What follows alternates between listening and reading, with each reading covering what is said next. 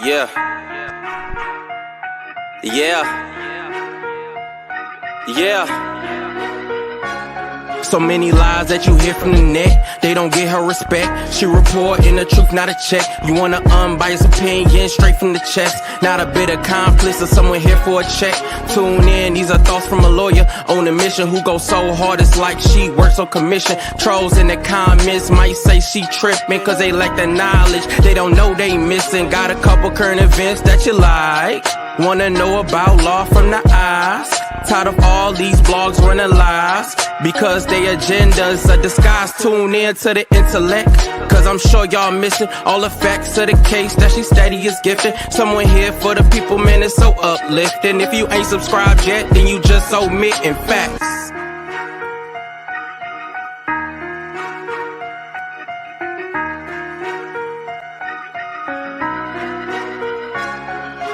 Hello, everyone.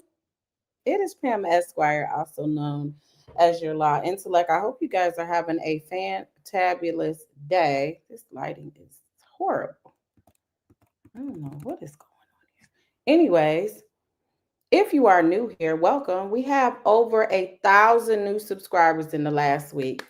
Shout out to you guys committing to the channel. I appreciate the love. And make sure you hit the like button.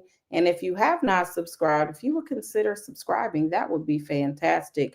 We have been covering the Sean P. Diddy Combs trial. And today may be the testimony that many have been waiting for. Over on this platform, we don't just lean on one side. We don't just lean on the other side. We try to stay in the middle when we weigh it, which is what the scales of justice are. And sometimes it's like this, and sometimes it's like this. This is when we take the evidence and take it for what it is, and we apply it to the actual elements in the statute. That's what we do over here. We can have our opinions about not liking people, but the purpose over here is to not focus on emotions, but to focus on the law and justice and what has to be proven. And so at times when conversation comes up about Cassie, and some people believe it was consensual, and some people are asking, why did she stay? It was a lot of people that, in my opinion, because they have been through similar situations, may not, the facts may vary, of course, but kind of similar DV type situations, and they get frustrated because they're like, you guys don't understand why. And so they go off in the chat and all of that. And one of the things I said was the government is going to put on an expert that is going to attempt to explain exactly why someone would stay in that type of situation.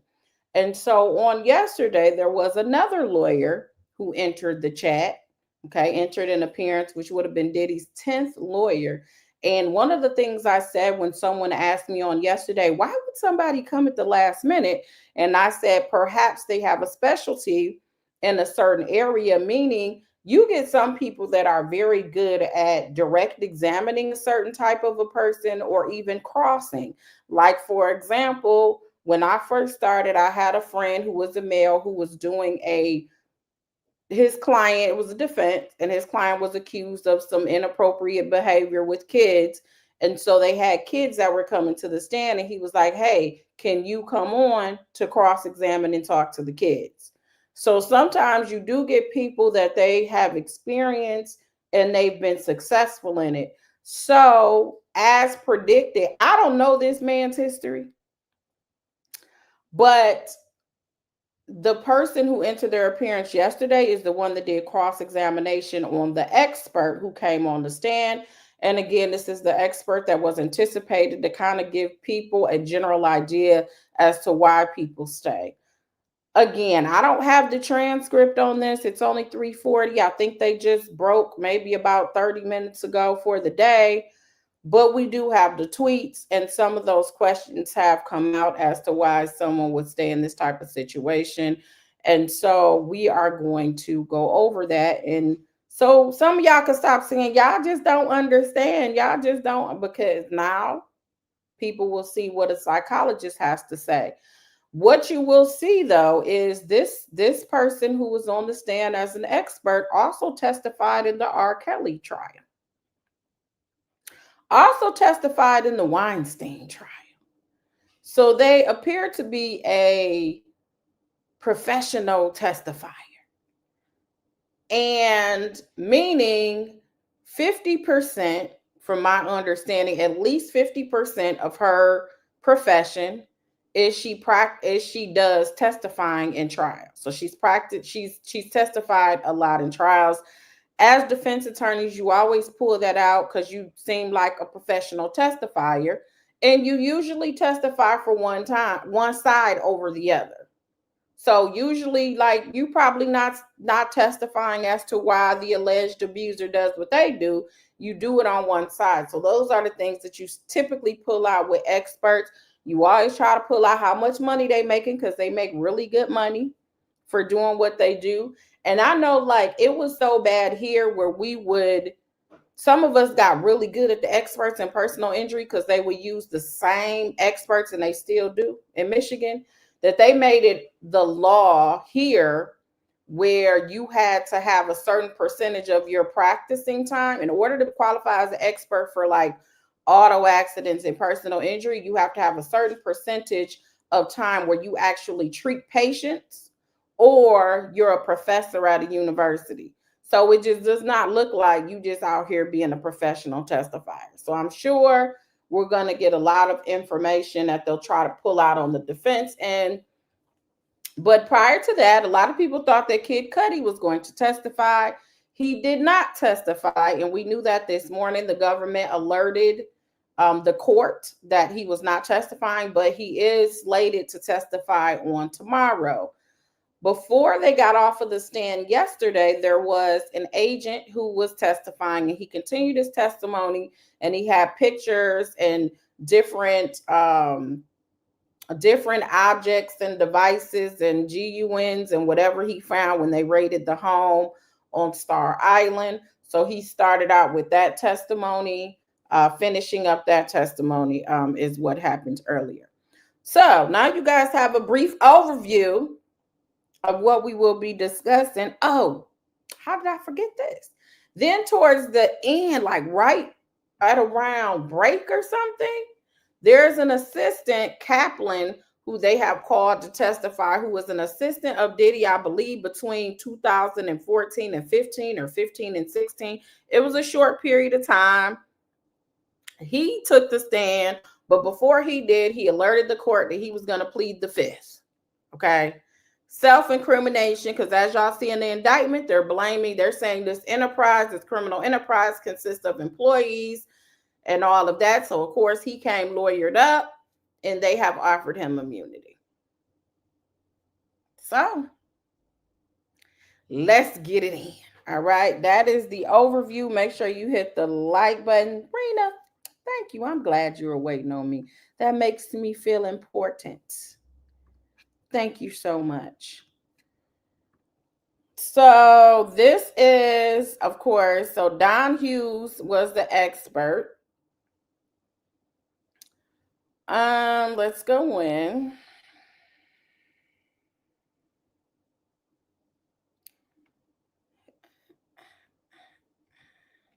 So they start out, as you see, Mr. and Miss Cudi will not be testifying today. The judge was like, did I miss that? So apparently the government emailed the court at 10:45 p.m. And then you have Inner City Press, who've been on their neck about the private emails that seem like it's been going back and forth that has not been on the docket. So you're going to see him saying, this is not on the record. Why not?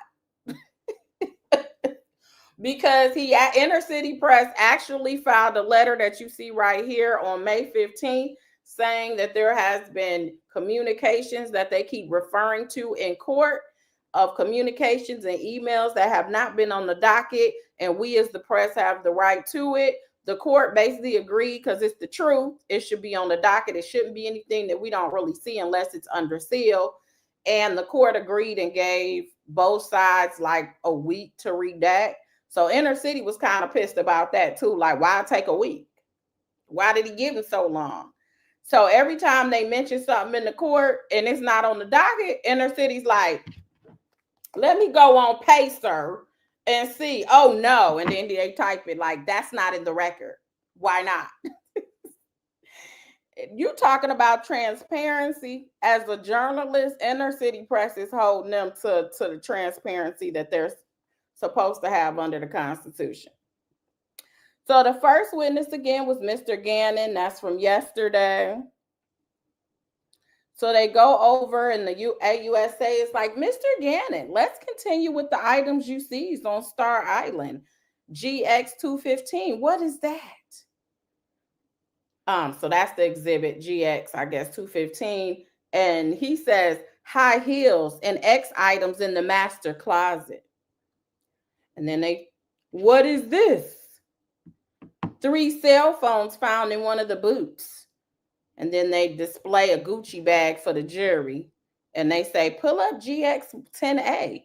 And the stipulation, zoom in to paragraph 5. A white plastic bottle. It contained liquid residue of meth and liquid MDMA. These pills were found with a Tesla imprint on them. These had the active ingredients in Xanax. This $100 bill had residue of cocaine. Mr. Gannon, what's this? A dark wood box with the word puffy on the top. And then the government says, well, how do you know that this is Astroglide and the baby oil that you seize? How many bottles of each? So he says 31 Astroglides, 25 baby oil bottles. Any other cell phones found? Yes. And then they have BX 1301, page 3, paragraph 11. And was a gun found in the suitcase? Yes. A 45. Hold the bullets up for the jury.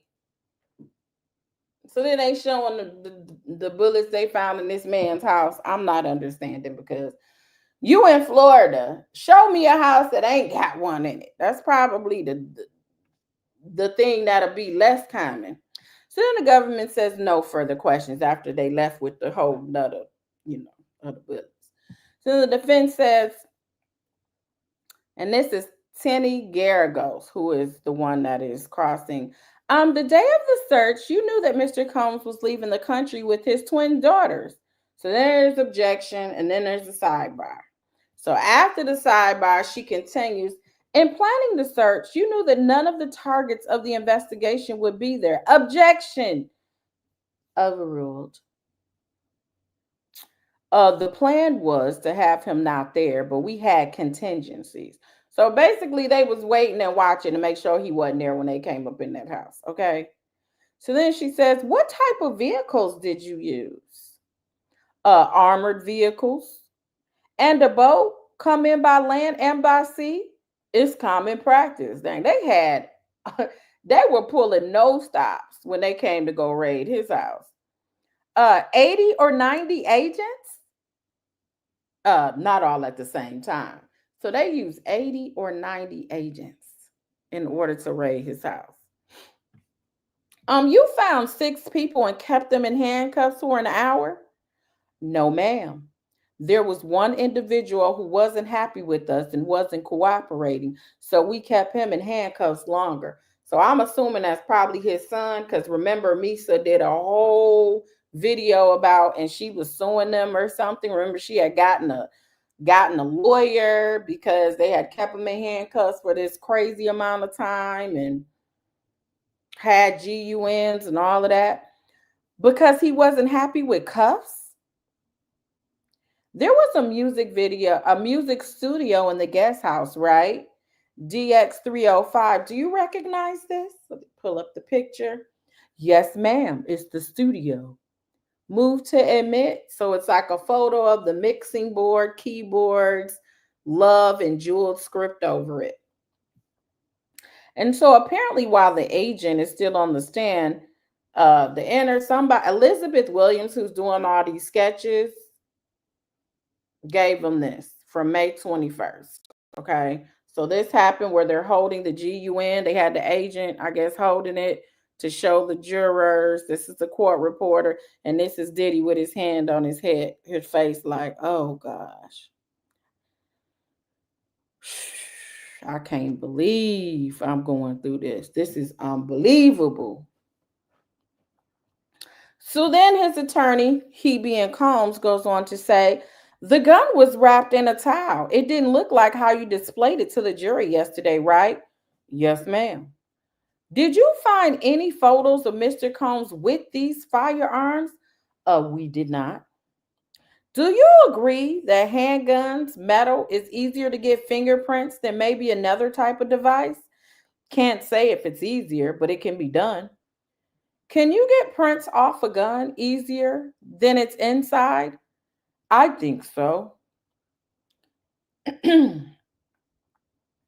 At HSI, you have Mr. Combs' DNA, right? I don't know. When he was arrested, the government took DNA swabs, right? I don't know. Hold up the Gucci bag. The drugs were in this bag and in the puffy box, right? Yes. Your Honor, I'm going to introduce a sealed exhibit with the help of IT. May I approach the witness? Yes. So then they proceed. We ain't able to see it. They cut off the screens because it's under seal. Please don't say the names of the people in this photograph other than my client. Don't talk about it.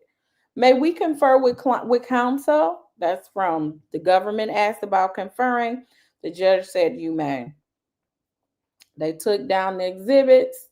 So then Combs' attorney, Garrigo, says, Agent Gannon, you live in Florida. Don't many people have GUNs in their homes there? Objection. Rephrase. Do you have a GUN in your house? He was like, yep. No further question. So that's how they ended it. So what do you guys think of that testimony? Was it true that they played a recording of Prince talking about Diddy? Apparently that's not true. Yeah.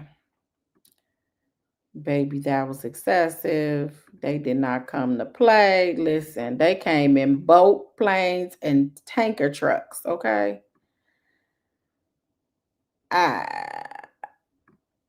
Listen, Astroglide, he made sure he never ran out. Penny Proud said, I need word for word.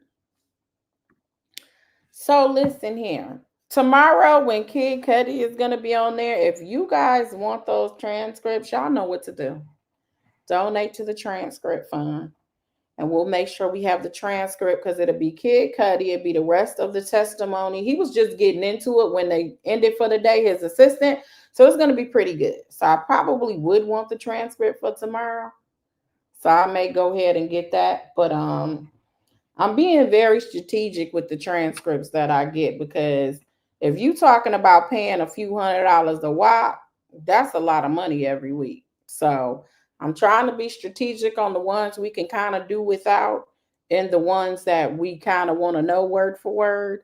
So yeah. So Sexy RN, if you could put my Cash App, that would be pretty cool, you know. I also have Zelle as well. If you give super chats, of course, I appreciate it. But you know that we ain't gonna see that for another month if you do the super chats. That assistant sealed the deal for me. What you mean, Tracy? What you mean? Yeah, Kid Cudi is testifying tomorrow, so it's gonna be very, very interesting. M. Max said if Cudi say he was directly threatened by Diddy before or after, it's you know why? So this is what I think they're going to try to do with Kid Cudi. We all know they're going to say this was relationship based. However, the people that he uses, how are we different? And this is what I'm having a hard time with. There are people that have money as celebrities who have personal assistants.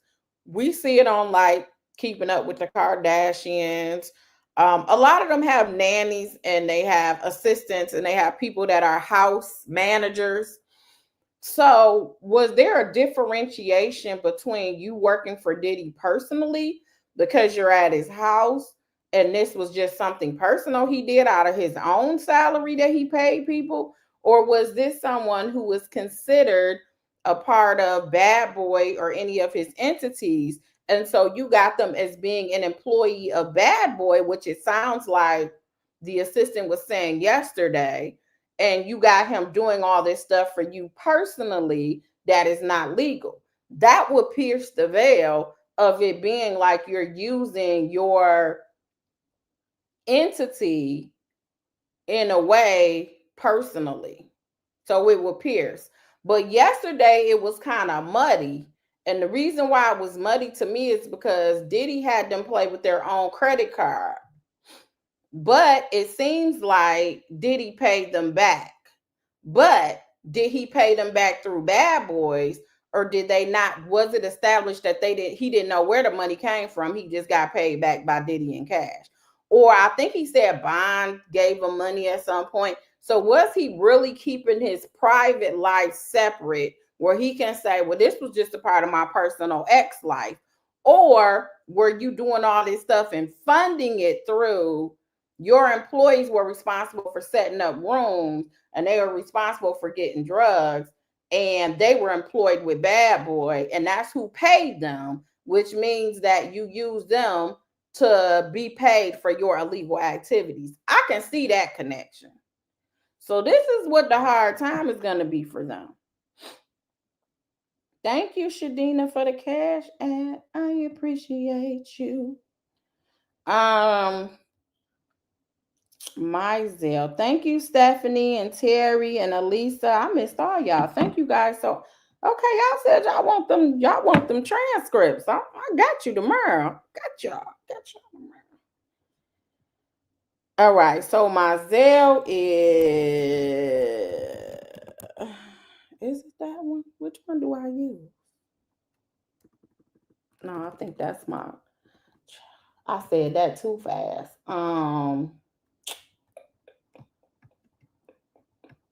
It might be my phone number though. I might not be able to put that out there. Because I think it's my company. I don't even know. I don't remember, y'all. You have been working overtime to bring us the hot tea. Thank you, Granny the Great. I appreciate it. Thank you. Very generous. Yes, we thank you so much. You Steph said, yes, ma'am. We want the transcript. So we gonna get Kid Cudi tomorrow. So I may not come on to go over the stuff at noon. Just set your clock so we can try to do it tomorrow evening. Now the problem is when we get the transcript, we just don't know what time we're gonna get the transcript. So one day I got it at 7:00, and the second time I didn't get it till like 10. So we'll go ahead and we'll get it done. Thank you, Bridget, for the Cash App. I appreciate it. Yeah, they use both, Bella. I know one of my email addresses, it goes to my business, and your girl don't commingle her firm with the personal stuff. Okay. And this is personal on YouTube. So yeah, it does, Rena. I know he can only do so much. And he said people have been complaining, and I don't want to seem like I'm complaining because he does give good information and we get a gist and a sting of it. But yeah, it does leave out some information. Thank you, Power Dynamic. I appreciate that. Ronald said the defense is going to take jabs at Kid Cudi's coke addiction and mental health struggles. I mean, it's all fair game. Because they talking about Diddy's, right?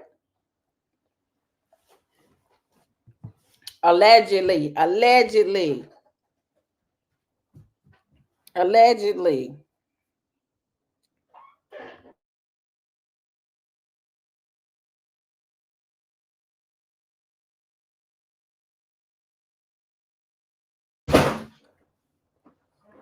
They all flipped on Diddy. It's over. Well, I mean, they tell you you're a co-conspirator and you just went there for a job. You might start singing like a bird too.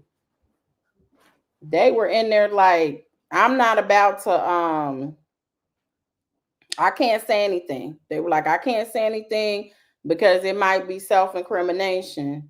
So I'm going to plead the fifth. They were like, well, we'll give you immunity. They was all like, shoot. Okay.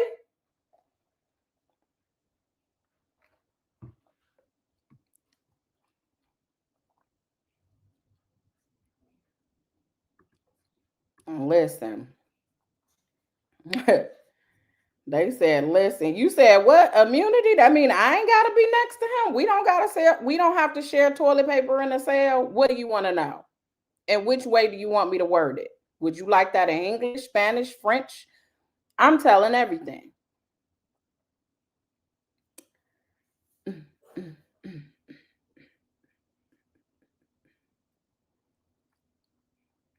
All right. Let's go.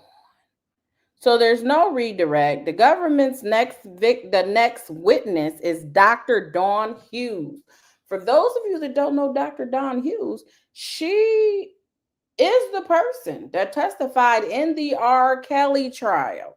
She has also testified in the Weinstein trial. But so there's a lot of information out there to study her and how she testifies, because she's a professional testifier. I mean, she's testified in several cases. And so what the government is probably going to do originally is get out how much they pay her, because they know the defense is going to bring it up, because of course you have a financial interest. Sometimes when people have a financial interest, they may muddy it a little bit so that they can make sure that they lean on the side of the people that's paying them. So Dr. Hughes, the government says, what is your profession?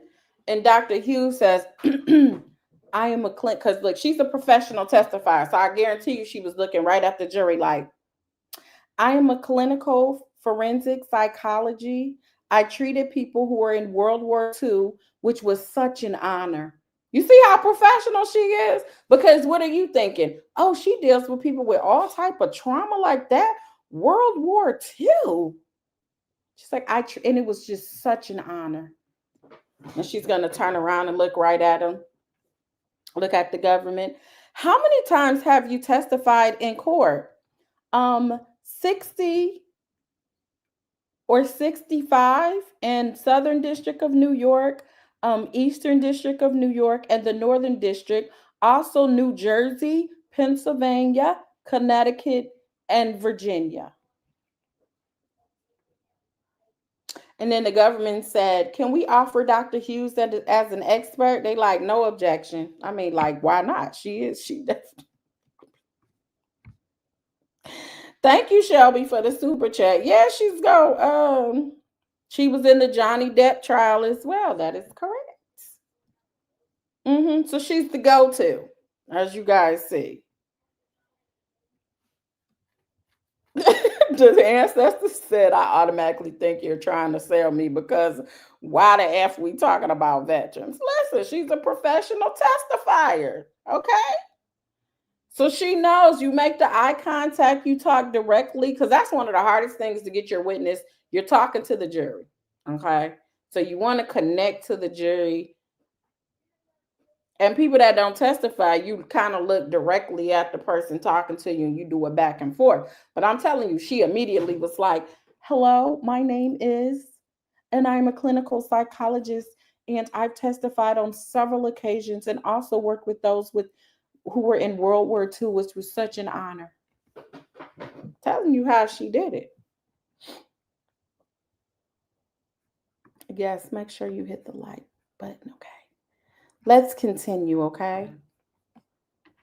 We have another donation, transcript donation. Thank you so much. All right, y'all said y'all want the real transcripts, huh? You guys are not playing. Thank you, Cassandra. Okay, y'all done paid for the. You like, girl, you better come with that transcript, because you ain't got no excuse. I got y'all. So then the government says, and what do you anticipate covering? Why victims stay, memory. Have you been retained by the government? Yes. And what is your hourly rate? $6,000 for the day in court. So for those that don't know, when you hire an expert, they require a deposit, right? So they require a deposit, and they charge off of that deposit a certain amount per hour while they're working on the case. So while you're just working the case up and you send them, because like your experts, they get your depositions if it's civil, they get like your discovery, they'll look at the reports, the statements, all of that. So they literally bill you every month. And so you have to do what's green and you replenish. So if your expert's retainer is $5,000, it always has to stay at $5,000.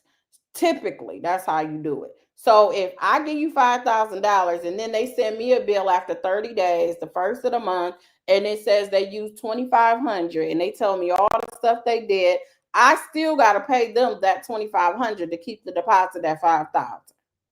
This is just what happens over the course of you prepping and preparing and getting ready for trial. When you have to go to trial, then they have a day rate.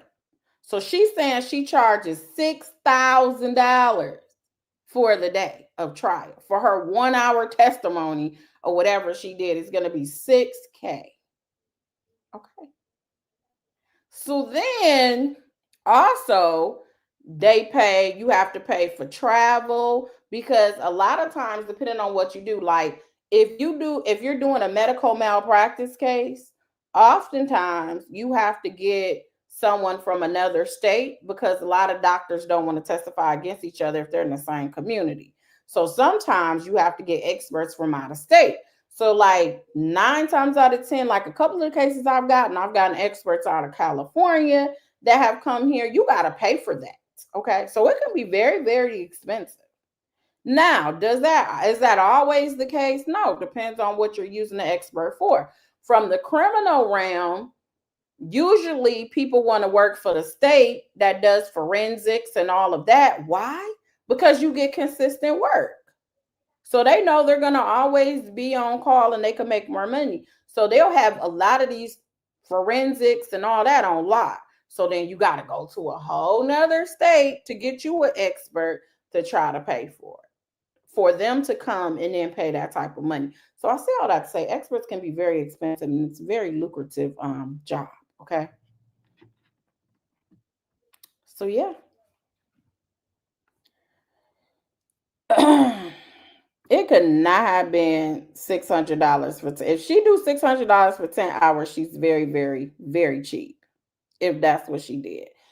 If you charging $6,000 for testimony for one day, that's probably an hour, but you're only doing $600 for 10 hours.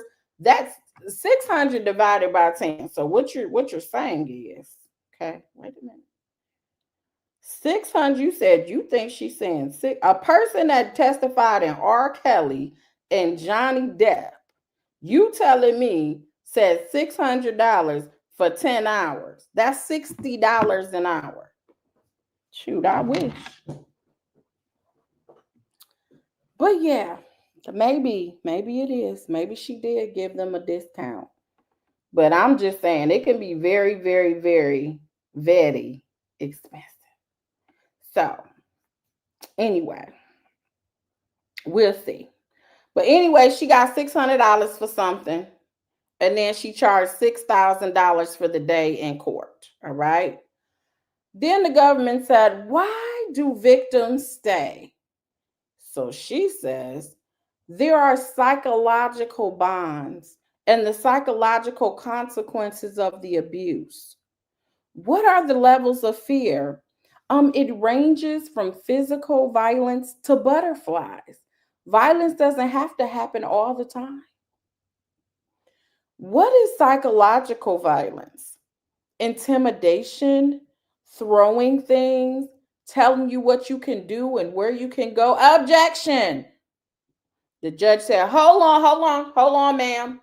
Miss Expert, we got about to strike your last answer. So the judge did strike that. So then the government says, what can be the role of an actual abuser? It puts the victim in significant psychological fear. Why does it prevent leaving? Shame, degradation. They don't want to think about it. What is emotional abuse? Putting down our partner, feeling like a piece of crap. What about financial dependence? The abuses control housing and transportation, taking away her laptop. Objection, sustained. So the judge sustained it. So apparently she was going outside of her bounds of what she was supposed to be testifying to. Because usually what you're limited to what you're going to testify, and you say exactly what they testified to. Okay. So they objected, the judge is agreeing. And then the government said, "Are you familiar with love bombing?" The doctor said, "Yes. That honeymoon phase. The abuser showers her with gifts and affection to get her back." Does the attempt to leave happen over time? Yes, it takes multiple attempts. Which is the most common coping mechanism? Trying to work it out because of the trauma bond. You don't want to lose your partner. Personal coping mechanism. How does placating or appeasing work? We're trying to avoid abuse. What is minimization? The victim says maybe they had a bad day at work. Maybe they were intoxicated. It's a way to stay in the relationship, but it increases their risk. It's not a long term strategy. It gets from one assaultive episode to the next. What about the power relation? A person can have power as a principal of school. The victim asks, "Who is going to believe me?" What the when does the victim finally speak? In a safe environment or after psychological help? What type of language do victims use when they first speak about it? Oh, they minimize, they are piecemeal, they remember the chipping paint on the ceiling, the smell of alcohol on the perpetrator's breath. So then there's a sidebar, and then there's cross examination. And it's Jonathan Bach, who is so she's Alexandra Shapiro's husband. So one of the ladies that is on Diddy's team already, Alexandra Shapiro, which is known to do appeals. So she was appealing the bond denials.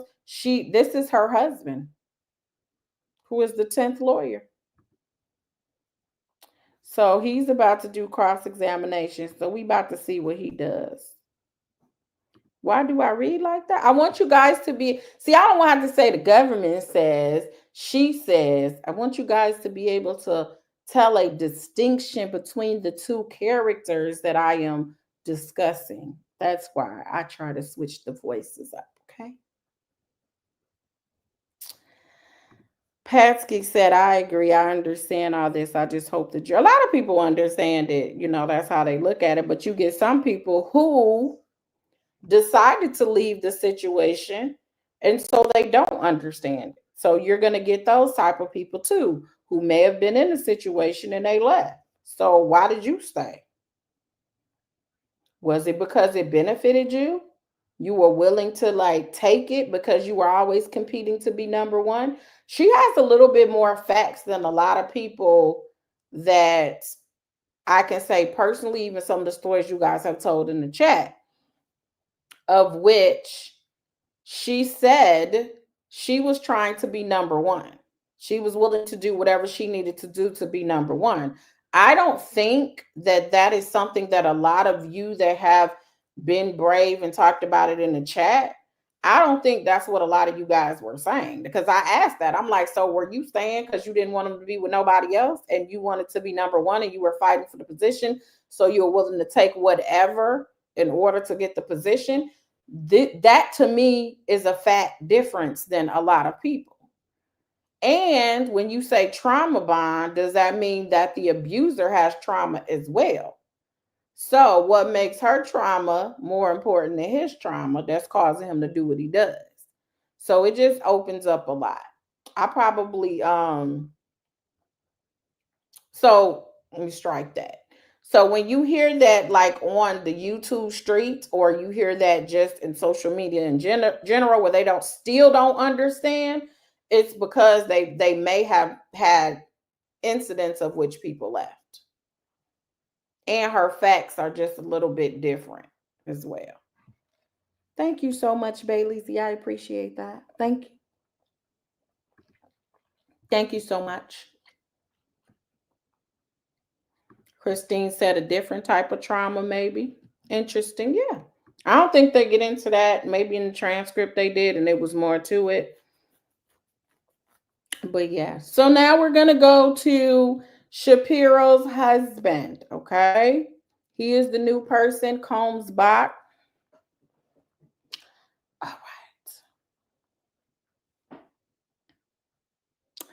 All right. Your client, you observe them closely. Their cognitive style. She's like, yes. People don't fit into boxes, right? There are categories, but you have to listen to particular individuals, right? I'm not divorced from my training. So what he's getting at is everybody is different, and you don't know Cassie's specific situation. And when you do your personal one-on-one with your clients, then you have to do your skills, and you can help, and things are different. It may be different for that client. You're basically testifying so general, and you don't really know, and everyone is unique. That is similar to, like I said, with personal injury, where they all say, where they had a whiplash, that should be healed in 4 to 6 weeks. That may be the general rule. However, if you've had whiplash before, if you've broken your neck before, if you have other pre-existing issues, mine may not heal as fast as somebody that has not had those issues. If you are 80 years old, you may fall in the street and you break a hip. If you're 20 years old and you're trying to avoid somebody hitting you and you fall, you may bounce back up and keep walking. So everybody is different, and everybody is unique. So when you're an expert and you generalize it, a lot of times you do try to pull out. You can't say that about everybody, and especially someone who is not your client. Like, this isn't even somebody that you evaluated. So that's what he's pulling out right now. When you do forensic work, you want a lot of sources of information, right? If it's relevant, you look at police reports, witness reports, and the like, correct? Correct. You're familiar with malingering. I am. Do you guys know what malingering is?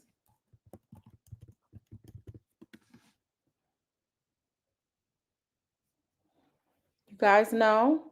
Because they talk about that a lot in personal injury too. They always say somebody's malingering. Okay, so malingering is basically you're exaggerating.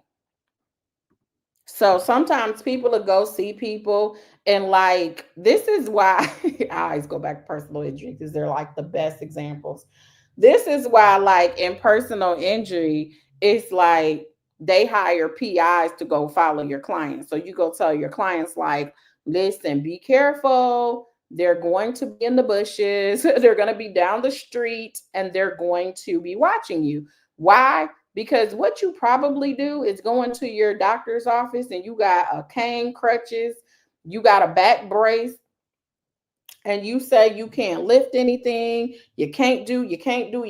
That's what you tell the insurance company. And then they got somebody watching you out doing the wear them fans out with your family. Okay. I had a client one time that I ain't gonna say that.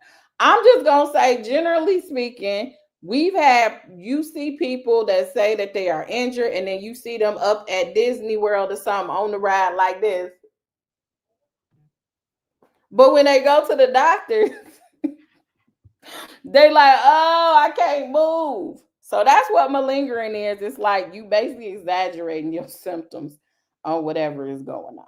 So Yeah, they be doing fake, like some people say, what's that when people be faking illnesses and like it's along those lines. And a lot of experts will say somebody's malingering on the medical scale if they're experts because they working for their client to try not to pay you. So they'll use malingering like it was exaggerating or whatnot, and they be doing the most sometimes. Thank you so much, Esther and Crystal, for the Cash App, and Gwendolyn. Thank you. I appreciate it. You guys are the best. Um, we gonna get it. We gonna get it. I ain't gonna tell the story. I'm not. Just in case they watching. Yes, somatic. Yes, Queen Shadina, that is another word. Yes, somatic.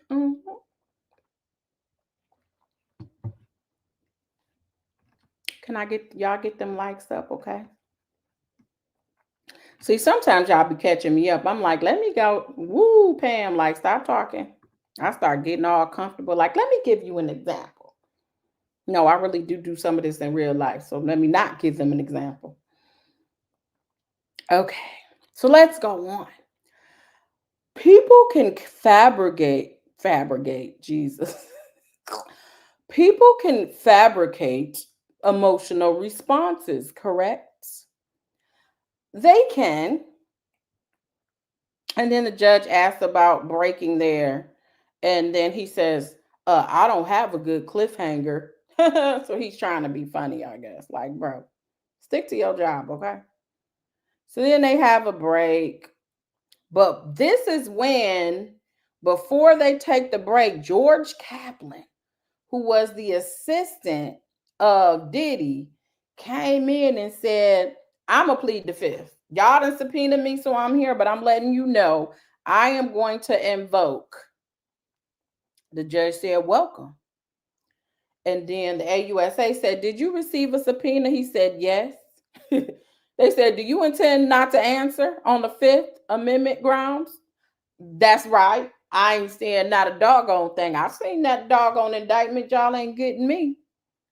So then Kaplan said, yes. And then the government said, Your Honor, please sign the immunity order. So the judge asked if he read it. He said no. So then the judge like, read it. So he was just gonna sign it. Like, okay, you said I could talk and not go to prison. Okay. So he did read it and he signed it. And I guess the attorney had already read it or whatever. And so the judge signed the order. And yeah. So that's how he ended up coming in. I told you guys, I'm like, it's some people should be sitting right next to him the way they talking, but apparently they got some of them got immunity. So thank you so much to Jesus. What is your name? The Jesus Esther? Jesus and Esther in your name? Okay.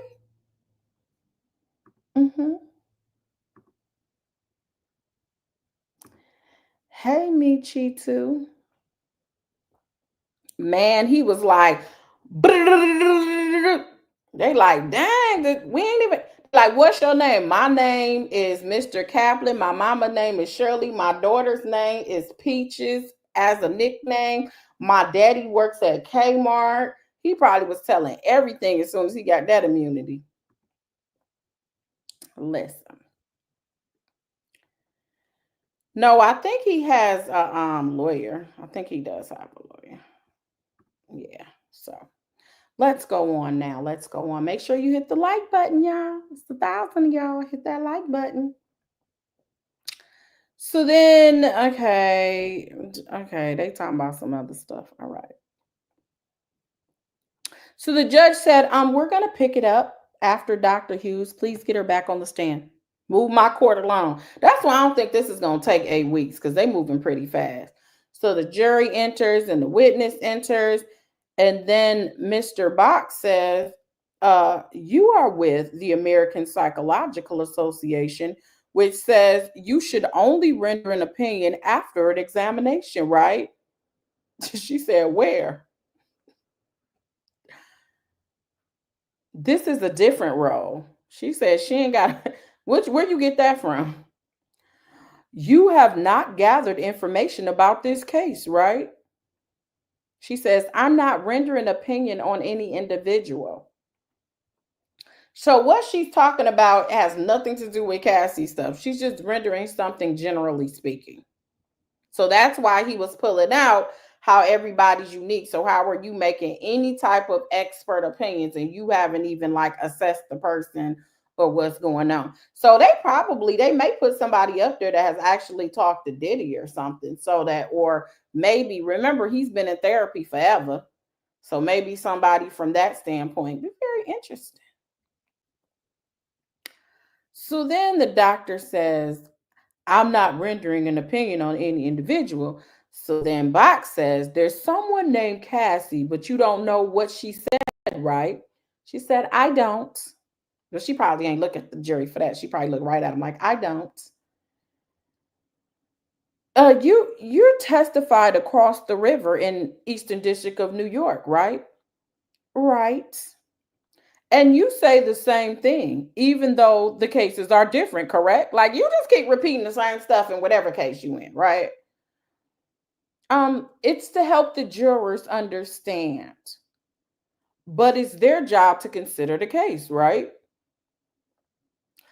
You don't publish data on the patients you have evaluated, do you? It's confidential. So I can't cross check your experience, the basis of what you are saying, right? People might go to a civil lawyer, excuse me, y'all, to make a little money, right? Objection. The judge said, let's move right along. Move on. In civil litigation, you might look for malingering, right? So then they don't even say what the answer is. So I'm assuming she answered something. You gave a webinar about giving expert witness testimony, right? Yes, for battered women. Let me show you DX. Then they have a sidebar. So they said during the sidebar, exhibits from the Star Island Ray, Baby Oil, and Astroglide. So we talked about the agent that testified originally when we started the live. So these is the bottles of baby oil and the Astroglide that he had. Y'all see? Y'all see that? Thank you, Sharon, for the Cash App. I appreciate it. So that's the Astroglide right there. Okay, for those that wanted to see that. Good to see you, Sharon. How can you make a general opinion when you admit it could be different based on the individual? That's pretty much what the defense is pulling out. Yeah. That's what they're pulling out right now.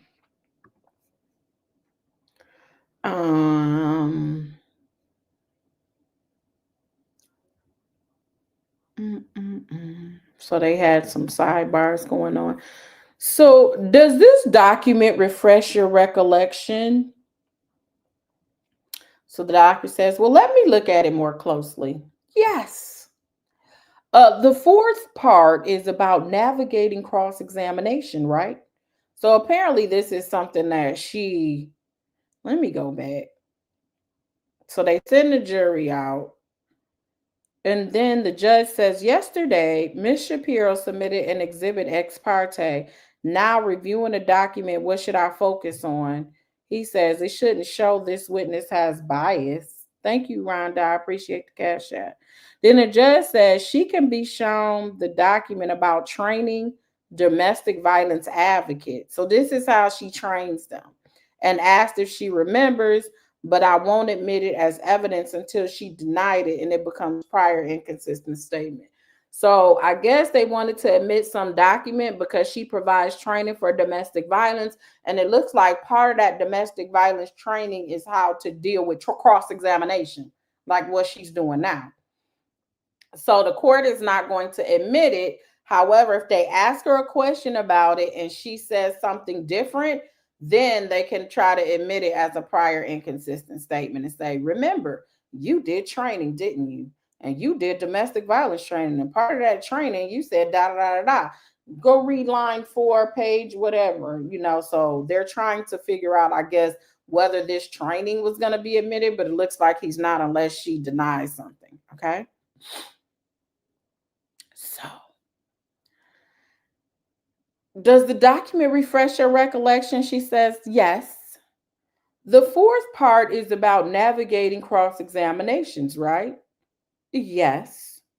So then they said, most of your income comes from court related work. She says, no, maybe half, not most, half. You've raised your rate to $600. It's been the same for some time. So this is her rate, y'all. Okay. For somebody that was saying that about 10 hours. But you've raised it. She said it's commensurate with others. So what she's basically saying is this is not uncommon. She's maybe looked at her colleagues and with her experience and how long she's been doing this and all the testimony and how many times she's been admitted as an expert. And this is considered a reasonable price across the board. So that's not uncommon. Well, people will say they got their prices based on what was the going rate in their communities. You've been retained hundreds of times, but you've never come into court and testified in defense of a man accused of a sex crime. She said, that's correct. I don't evaluate offenders. So then they say, you met with the prosecutor 6 times to prepare your testimony, right? Correct.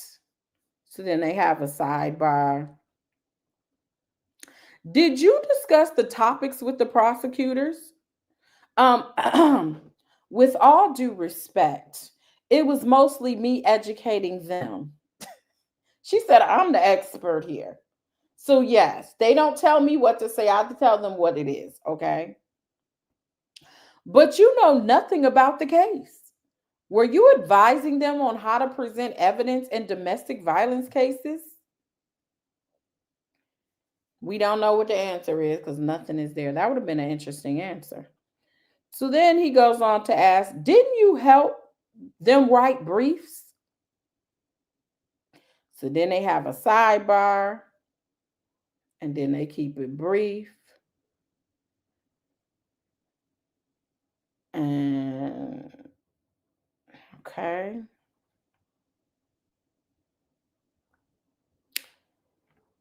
So I guess she helped them with stuff they wrote, probably in response maybe to them trying to strike her as an expert, because I'm sure they was trying to disqualify her or whatever.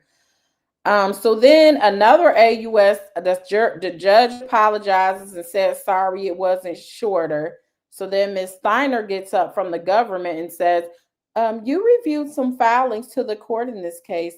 It was all related to the subject of your expert testimony, right? She says, correct. Then the government says, in fact, we redacted. And she says, you did. So then the government says, you are a board certified forensic psychologist, right? She says, yes. How many of those are there in New York State? I think 40. So she's saying they're establishing as very few people that are board certified forensic psychologists. So yes, she probably is going to be called on a lot because she's a minority. So she'll be pulled on and she probably gets called by the government all the time. Like it's a good gig when you can get the government to put you on their short list of experts because obviously they always charging somebody with something. So I don't know how that cross just ended like that. And then all of a sudden they did redirect, but that's what it looks like. So then they did recross and Mr. Bach says, your defense work is almost entirely for victims of domestic violence, right? So then the doctor said, I'm not sure that's true. So Bach responds, you work with Mr. Brian Steele, who was defending a woman charged with reacting to domestic violence, right? Yes. So she's actually worked with Brian Steele, who is one of Diddy's attorneys now. on a case where I guess it was a woman who probably defended herself, was probably a defendant because she reacted or did something to some man over domestic violence, and she explained, I guess, why a woman did what they did. So she was still helping the woman. So it seems like everything she does, I guess, is for abuse victims. That's interesting.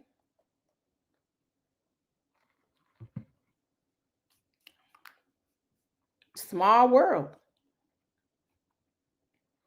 So then Bach says, and Mr. Steele decided not to use you after meeting with you.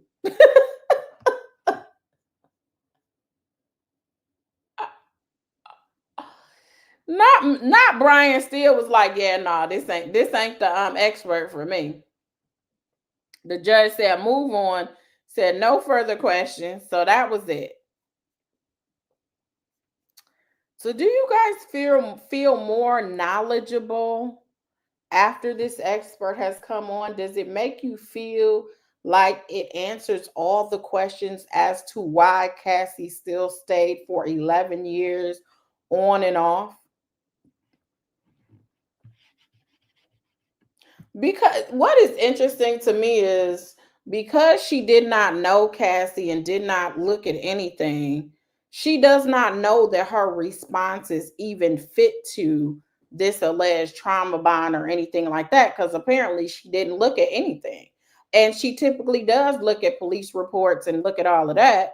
So it's very, very, she's saying, I generally just explain why people stay. I think it's important to know more information, such as the fact that a lot of women don't cheat on their abusive husbands either. Or I don't want to say cheating because he was out here wilding. So I don't know if that's called cheating, but out of fear, you wouldn't even try to be with another man. I haven't seen it. I ain't nobody's psychologist. I'm just a lawyer. But I'm just saying, they put counselor in our name, but it ain't that type of counselor. But some of the things she did doesn't fit, I guess, your average DV. Staying, saying you're sorry, some of that stuff does, but other stuff I think is different. And I think that's kind of what they're getting at. And the fact that she was on drugs too, does that affect it in any way? That she was on drugs or she was on alcohol? It's just. Okay. No, it's the same explanation I've been hearing for way too long. But because this is not domestic violence, can we get ex-trafficking expert? Maybe that comes later. So there was supposed to be some expert and they were trying to talk about what coercion is. And I don't know if it was her that was supposed to talk about it, but somebody was going to try to talk about coercion and the judge didn't allow it. You said, Danielle said, I mean, this isn't domestic violence case. Well,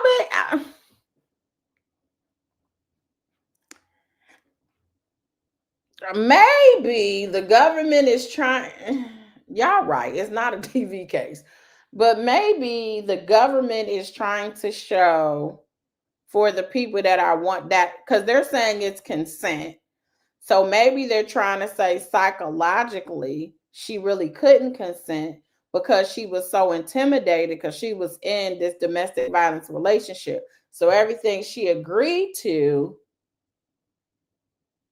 was not consensual because she was basically emotionally, physically abused.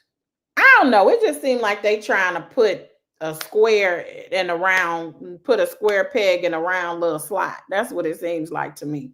They're trying to, yeah, that's what yeah. So like they're saying DV affected her ability to consent because it affects your mind and you're intimidated and you're scared and you're worried about being abused. And so she basically agreed to being in these actual relationships, but really she didn't have the mind to agree because she was in an abusive relationship. But look how long it takes you to get there. You know what I'm saying?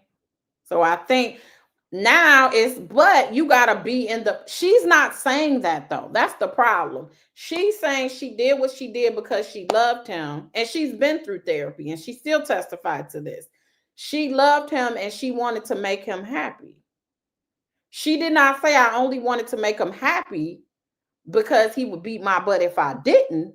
She said I want to make him happy because I wanted to be number one, and he had Kim and all these other, and Gina and everybody else he was messing with. So she was trying to prove to him she can be all the woman that he needed.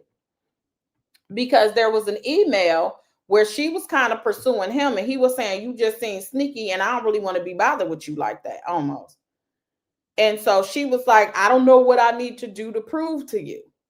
So that's what I'm saying. Her testimony does not necessarily comport to what they're saying the DV mind is, which is why I think the defense made it clear that this person should have seen, couldn't really evaluate because you don't know the facts. So you can generally say whatever, but generally speaking, it don't fit in it. So thank you, Darlene, for the Cash App. I appreciate it.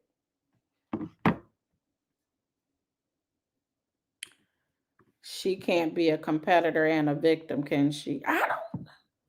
That's what they have to assess as a juror. This is what they're going to have to assess. That's why we're just talking it out. Like, can she say, I stayed because she said she don't hate him to this day. She don't hate him. She got love for him. Some people think that if he said, listen, I got all the help that I needed, I know God, I'm in seminary, I'm going to come out. Because look, if Diddy get off, he going to be in somebody's church preaching. Watch. He's going to be over there at New Birth or something in Atlanta. He going to somebody's church, okay? And he's going to say God gave him a word and told him he is called to preach, all right? Because, that's the only logical next step. If he say, I gave my life over and I've gotten the therapy I need and I want us to go to therapy together, she might go. I'm not thoroughly convinced based on her testimony that she just really don't like him anymore. You said, I'm sure New Birth will welcome. Y'all know it's true. That's the next logical step. Oh, I'm sorry, M-Mac. I'm just you know Jamal is going to will be like, we love everybody. We love come here, Carrie. This is my good thing right here, who God has blessed me with. We love everybody. We don't throw people out in the street. And my good friend P. Diddy, God has delivered him from the fiery furnace, and he is here at New Birth today to worship with us. I want everybody in the house to put your hands together. Put your hands together for Mr. Sean Puff Daddy Combs.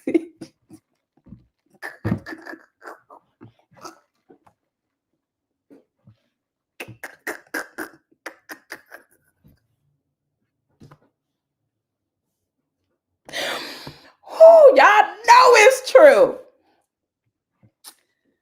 Okay. Let's go on because some of you guys are waiting on the assistant. So let me get back focused. Shout out to New Birth and all its members. But Diddy coming to y'all church if he get off? He get off. I'm telling y'all. He coming to New Birth. Listen, TD ain't about to have him at the Potter's house. He already, Dealing with Diddy has given TD Jakes too much stress. He is not about, he ain't welcome to the Potter's house. Now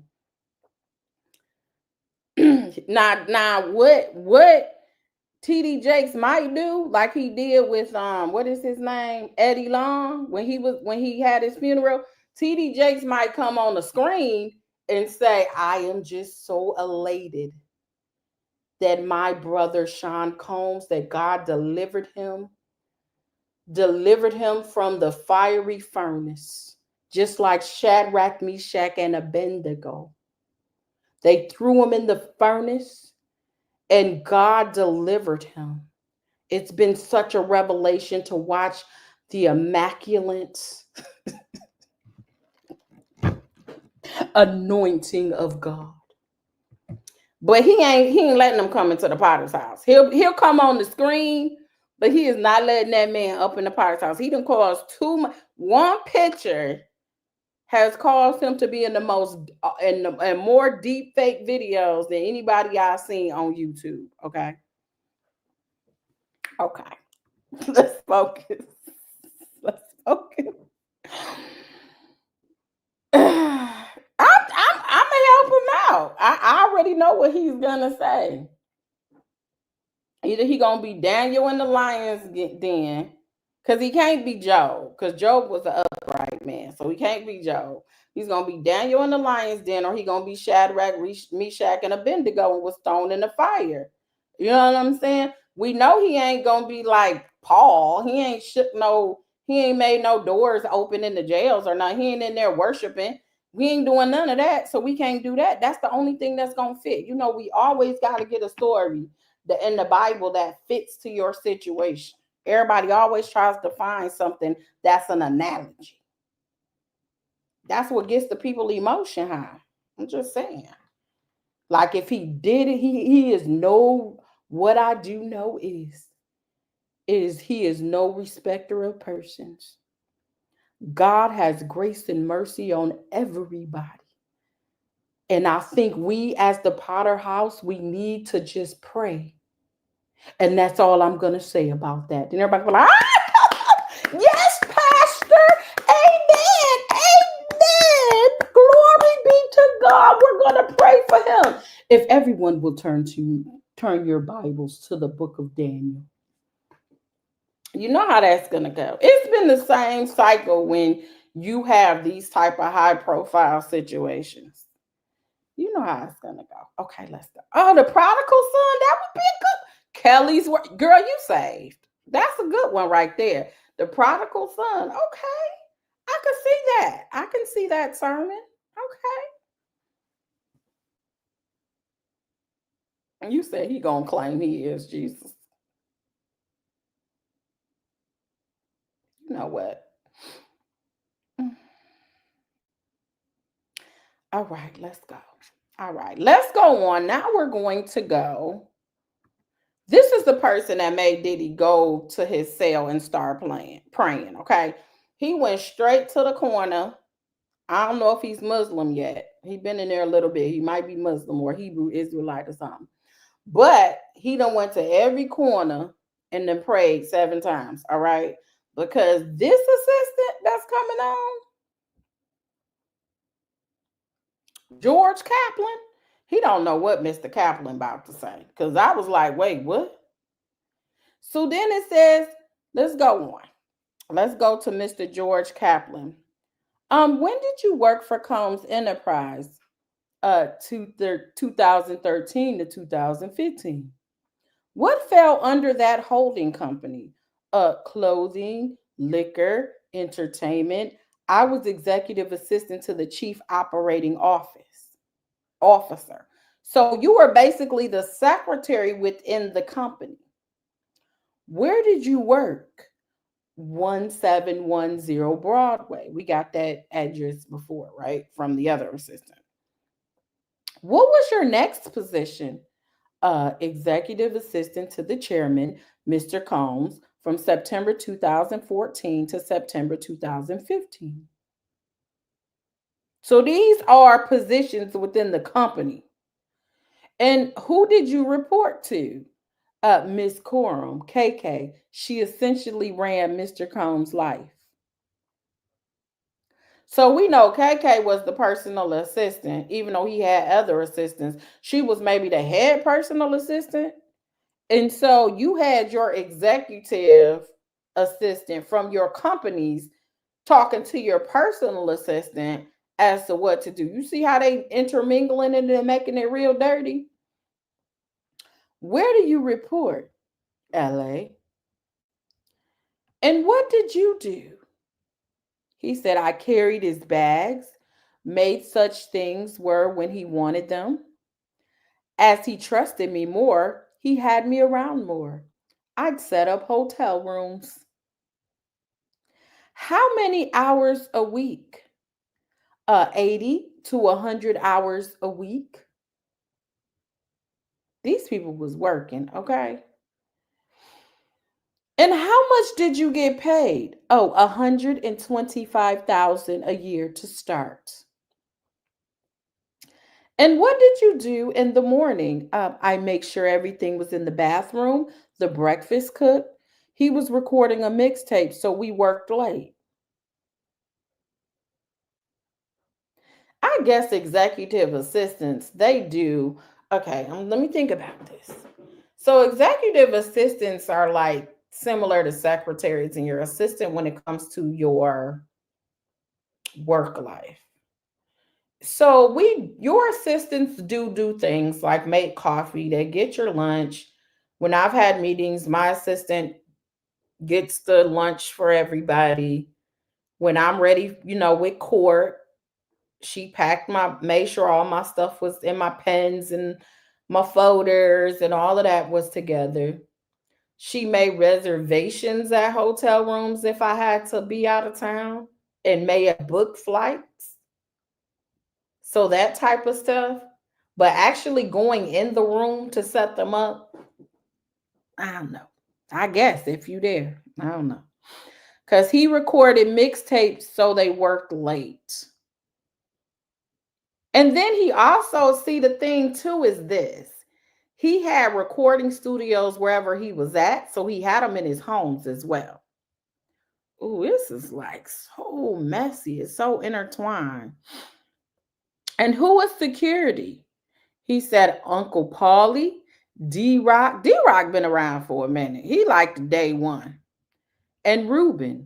Later, licensed security in the second half of 2015. So after a while, he stopped getting the hood dudes that just could carry, and he went and got a licensed company. Probably because he wanted them licensed and bonded. So if they did something ridiculous and he gets sued, they could sue the company and they got their own insurance. How frequently did you communicate with Mr. Combs? Multiple times a day. Things could be found in the back, an iPad, drugs, whatever. Huh? Okay. Did he threaten you? He threatened my job. I mean, that's a lot of bosses. They always telling you can. I had a boss like that. Every other month it was like, you the longest person ever worked for me as an attorney. You know you could be fired too. Like, all right, don't threaten me with a good time. That used to be my response. Don't force me to walk on water and make way more money. Like, ugh. How often? Maybe monthly. He'd say he was only to be around by the best people and that he wasn't. For example, he went me for a 1 liter water. He probably sent him. For example, he sent me for 1 liter water and I brought back 2 half liters. He said no. Y'all, this the same person had people going to get cheesecake. Are we really shocked that he was acting all funny? Like I asked for 1 liter and you brought me back 2. That ain't what I asked for. Do you know how to follow direction?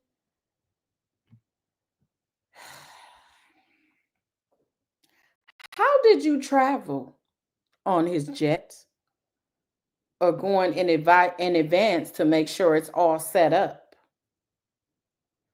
How did you set up hotel rooms? There was a bag. I unpacked it, clothes, candles, Astroglide, baby oil. Who bought this? Often me. So it sounds like he had them buying it. Then I guess he would reimburse them. In what cities did you set up hotel rooms? LA, New York, and Miami. In LA, Mr. C, Bel Air, the Intercontinental. So they must have asked in between what hotels did you set them up at. So they said in LA, Mr. C, Bel Air, the Intercontinental. So then they ask, what hotels in New York?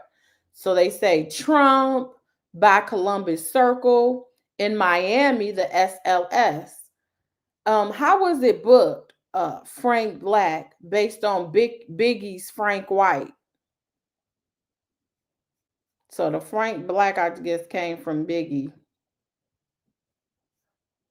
I don't, I don't know. I guess I'm wondering how KK is delegated BB employees out of scope. I could see some coordination, but acting as if they deferred to her authority only makes sense if she was directly Bad Boy's employee.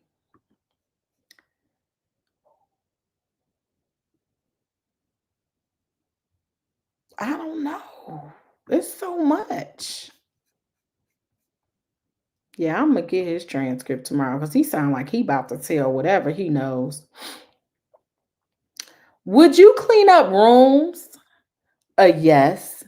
Bottles of baby oil, Gatorade, once brown crystallized powder on the counter of the bathroom sink. Why did you clean up and not hotel staff?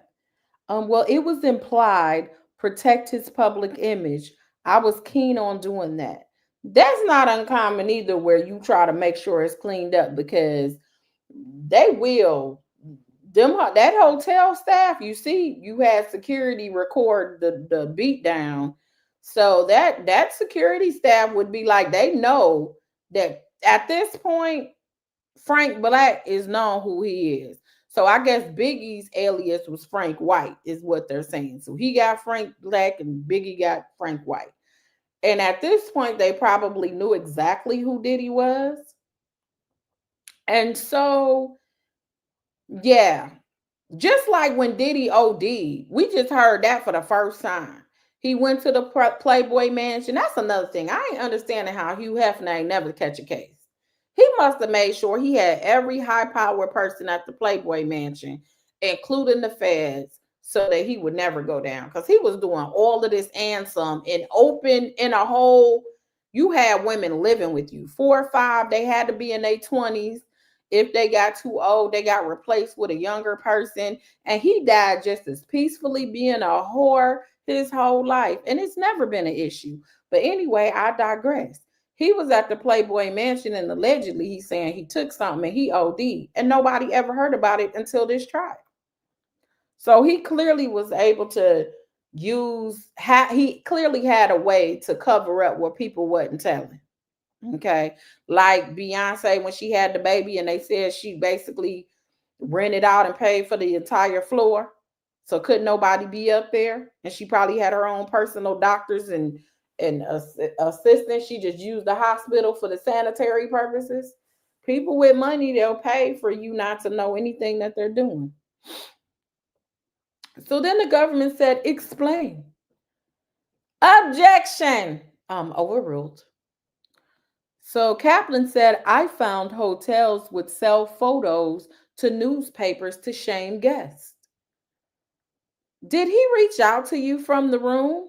For food, clothes, sometimes drugs? I did it. What drugs?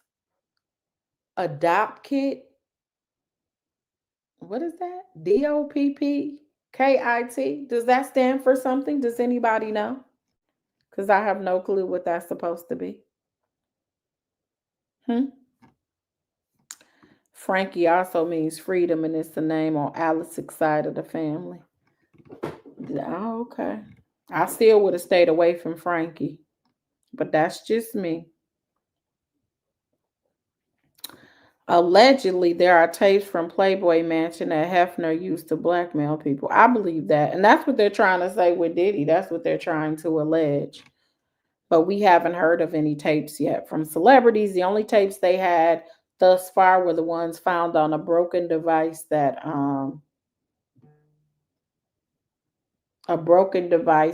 Cassie turned over to the government. You think because he didn't beat those girls' parental permission slips? Huh? Oh, Hugh Hefner, child. I was a little slow. I don't know, because you've had Kendra. You remember there's a whole documentary on the Playboy situation, and some people came up unalived. And in that documentary, they even talked about Don Cornelius. There was an allegation that Don Cornelius was frequented there, and one time he came there allegedly. This ain't me. This is what was on documentary, and I guess he beat some girls up really bad, and they like put him in some house that like they kept them. He had a house or another location for them to be on. I don't think they took him to the hospital. I'm not sure. I can't remember, but they was on the actual his estate. So yes, there were allegations that women got beat as well. There were allegations of women who were Playboy bunnies who were unalived or they unalived themselves. All of this stuff came out after he died. Like it was within a year after he died, almost like everybody was waiting on him to kick the bucket before they could tell what happened. So yeah, that documentary was nuts, Mel C. And nobody really talks about that. So L. Jackson said Hugh Hefner did beat the women because the girl wrote a book on it. Yes, a lot of them have written, but and then you got people like Kendra. Remember, Kendra became known because she was the Playboy bunny at the mansion, and she was on Girls Next Door. It was a whole show. It's crazy because this was like televised. It was a whole show on him having these young girls in their 20s, and he was like 75 and he was with them girls and nobody said nothing about it. Now with Diddy, it's like she was only 22 when she got with him, and he was what they say 37 or whatever, he was like 37 when he got with her, and he was so much older than her. It's like, what about Hugh Hefner? Like he literally will replace you when you hit 30. Like when you hit 30, you was not. And then they talked about the mansion. He had the same toys. He had drugs. They had rooms with like handcuffs and dominatrix stuff and stuff in the headboards. And it was wild. If you have not seen that documentary, you need to see it. It was so wild that it made Diddy look like a Boy Scout. He just had his little setups where he did this stuff within the rooms. And heck, he may have been introduced to it with Hugh Hefner. Because again, his ODing allegedly happened when he took something when he was at Hugh Hefner's mansion, allegedly. So he had his own little semi-mini version he was trying to do with his girl. Hugh Hefner had a whole, like, they were talking about it was times they really ain't want to do nothing. Then, of course, Hugh Hefner got to a point where he was old as heck, so he was having problems like how the Punisher had, the guy from yesterday. He was having those issues, and he would watch, or he would tell him, you need to have with this person. How is that not trafficking? I'm just saying. Thank you, Coach B, the CEO. I appreciate the super chat. You said, great work, Pam. Love your presentation of information, knowledge, and professionalism. Thank you so much. I don't know about the professionalism sometimes, but thank you. I appreciate it. Yes, Mr. Freezer Meat, Chef Don Don. You know what it is.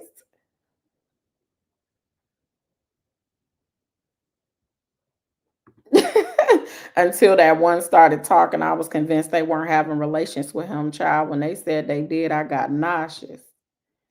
Y'all got to watch that documentary if you ain't see it. I'm telling you, they waited, and it had to be purposefully until Hugh Hefner went on with his ancestors in order to even bring this stuff out. And they had a series. There were a lot of people. There were old Playboy bunnies. They was like in their 60s and 70s now that we're talking about. So when it first started, it was like a club, and they were like waitresses.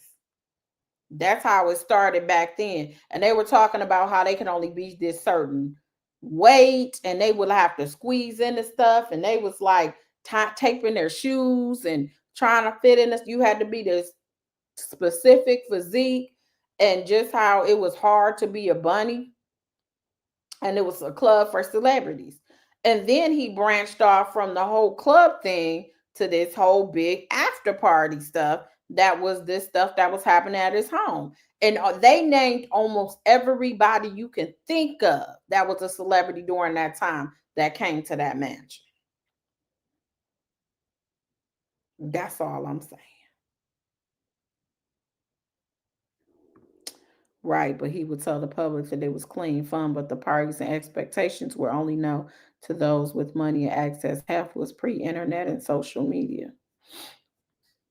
But Hugh Hefner was on television. He had a reality show. He had a reality show. Like there was nothing. Listen, I don't know. Maybe Hefner was trying to tell Diddy how he could avoid issues, and once he died, it was a wrap. I don't know, but Hefner stuff sounded way worse than what they saying with Diddy, because Diddy's was subjected to women he was personally messing with or in relationships with, is what it sounds like. But with Hugh Hefner, he had girls there and he would allow celebrities to come over and mess with them girls. So he was providing actual favors for some of these celebrities.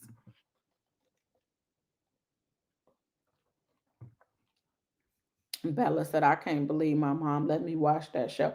Your mama probably couldn't believe these young girls that was over there with this old man.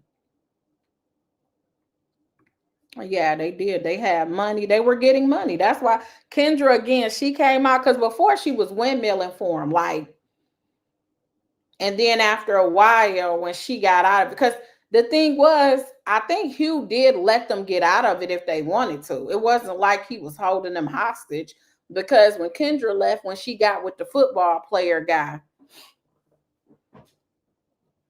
and she left and decided to have kids by him. And then something happened where there was a rumor that he was, I don't even want to repeat it because he might have been suing people back then, but it was like some pictures where he got caught with somebody allegedly, and he was saying it wasn't nothing or whatnot. But all that stuff played out when Kendra got her own show. Remember, Kendra got her show, but she's come out and talked about she's been to therapy and the trauma of it all and all that and whatnot. But yeah, yes, people, a lot of those women regretted getting involved with Hefner, and they did. They said that, but they ain't say it till he died. So it's like it'll be very interesting. It's just no way if he would have lived, but he lived a full life. He died like in his 90s, and he did this almost his entire life. I'm not saying that.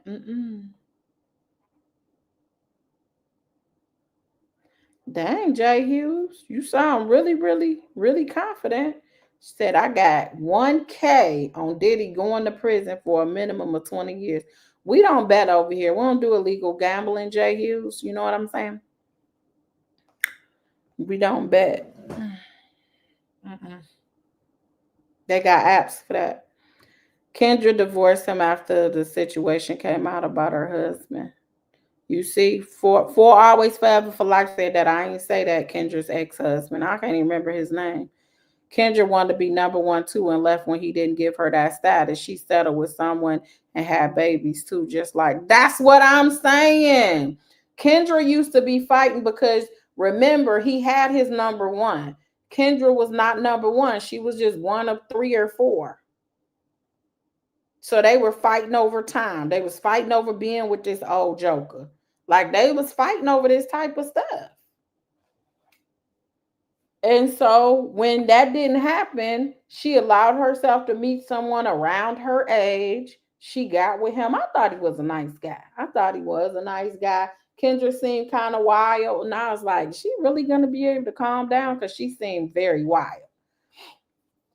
And she settled with the guy, and then she had kids by him. Exactly. The same thing. So, Yeah, Holly was that. Oh, I see y'all was watching it, huh? You guys were watching Girl Next Door, I see. Mm-hmm. Yeah, that was Hank. Y'all just yeah, Hank. What's his name? Wasn't he like trying to play football or something? He was another one. You know, it's always the ones that don't make it on the team that end up with reality shows.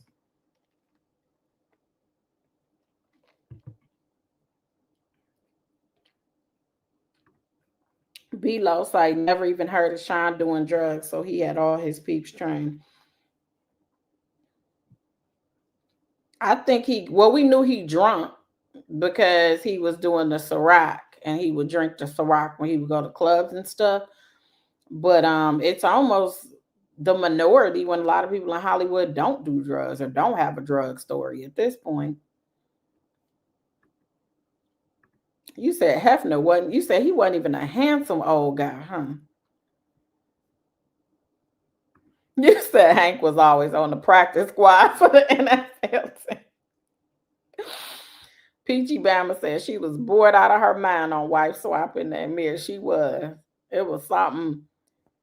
They had problems. Like they had some really like I don't know. You said Dan Kendra was demoted to only be on marriage boot camp. I was watching Cinemax Corn through static. I know these people. I'm saying, not you was sitting up there because you didn't have cable and you was like trying to go through the static and make out the people. 504, you ought to be ashamed of yourself. Yeah, he was disgusting. All right, let's get back here. I don't know how we got on Hugh Hefner like this, but you know, I like these random discussions. It's cool. All right. So then when he said, Kaplan said, I went out for food. He would call basically what he would call him for to reach out to him while he was in these rooms. He said, yeah, for food, clothes, sometimes drugs. I did it. He said, what drugs? The DOPP, Docket. And then the government said, illegal drugs? I object to the term illegal. And then the government said, what other drugs? They just kind of changed it. He said, Advil, ketamine. What he asked for? I picked up drugs for him, MDMA. Who asked? Mr. Combs in LA and Miami. In Miami, Mr. Combs asked me to call a person. He came and gave me a bag of pills, MDMA. I gave him cash. I gave the pills to Mr. Combs. See, now, that would have been the day I quit. Because what you're not going to do is set me up to go to jail.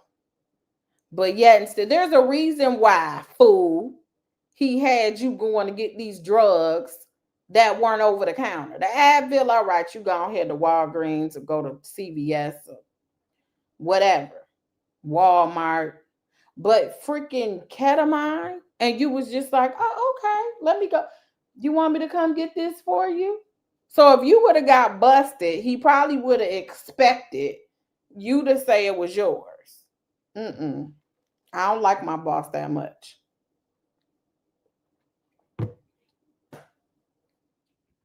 Tracy says, see, now I'm seeing the enterprise.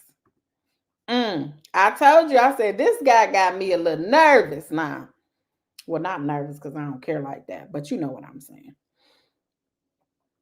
So then he says, I went out and met the person in Hollywood. I gave money. He gave me a bag. That's why he's like, I plead the fifth. Y'all talking about we all helped him with doing things illegally that he wasn't supposed to be doing. But this is him spending money, right? So did the money come from the enterprise? It's not like he's selling drugs. So a lot of times when you have RICO, it'll be drug lords of which they are selling it and the money is going back into the enterprise. So basically the reasoning why you're doing it for profit. Is he doing this for profit Or is he just using the money and he's spending money on drugs?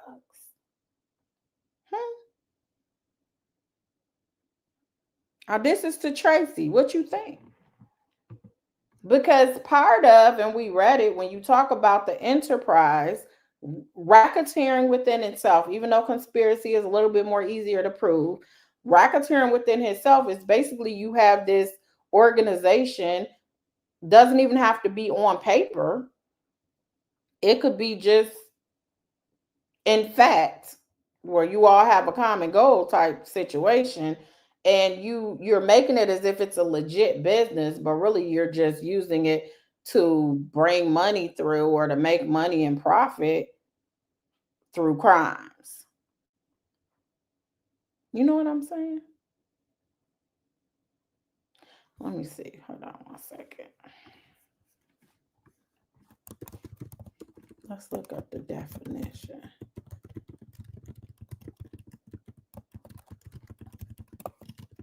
Racketeer.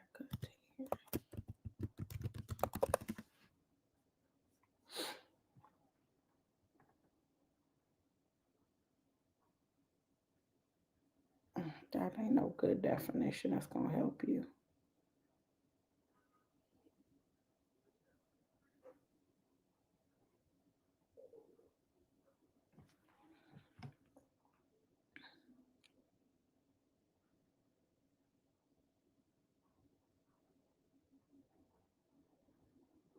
Let me see if I can find some lawyer on here.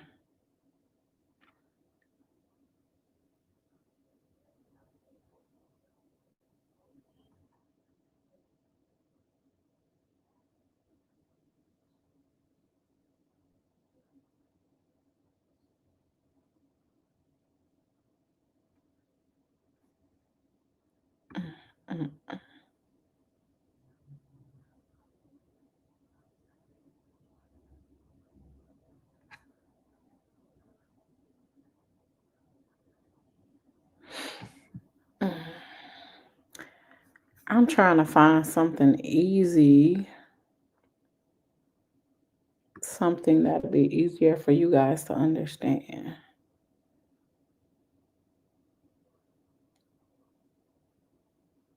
Okay, let me see. Maybe this one will be okay. Hold on. Hit the like button. Subscribe to the channel. Welcome to all new subscribers. I appreciate you guys. I really do. Okay, what counts as the RICO? And this is, who is this? What law firm? Michael A. Ritage, PC. They from here, so I don't know. They from Michigan.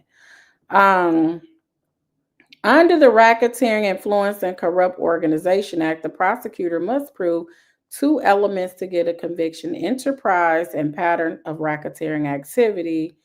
In the 1970s, the term enterprise usually meant criminal organization like mobs or street gangs, which were the original targets of the act. So we know that. We went over that. Today, RICO convictions can apply to many other types of organizations. If you are facing a RICO case, challenging the existence of an enterprise can be a potential defense. That's what I said. I was looking for the enterprise part. Under RICO, the legal definition of enterprise is any group of individuals who associate with each other for one purpose. An enterprise can be a formal entity such as a business or an informal organization like a street gang. Other common examples are corporations, partnerships, government agencies, nonprofits, labor, and unions.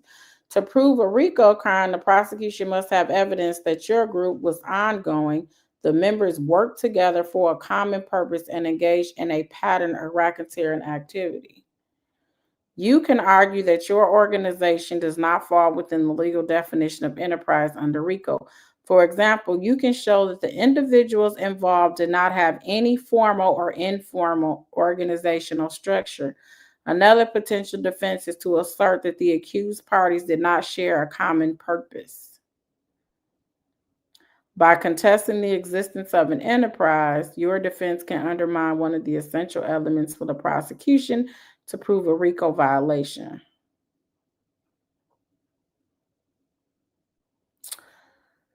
I don't know if that helped y'all, but yeah. It's a very, very tough. Okay, very tough.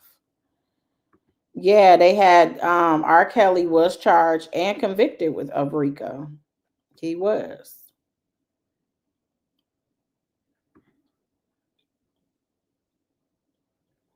If that's the case, people with addictions would right. That's what I'm saying. So he had him go get drugs on his behalf.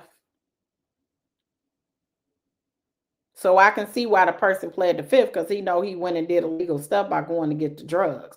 But that would be a drug charge. But I'm assuming, I guess they're trying to connect that these drugs were used in sex trafficking so people can be high so that they can't consent. It's just so everything is so you got to deduce. Nothing is straightforward in this case. You literally have to take leaps in order to get to where they're trying to get. That's what it looks like. So the drugs is a part of the control mechanism that they use or the coercion to get people to go ahead and participate in these freak offs. And he was a person that went and got the drugs in order to participate in these freak offs. And obviously, getting drugs is considered a crime, I guess. So that can be one of the crimes of the enumerated crimes that they are alleging.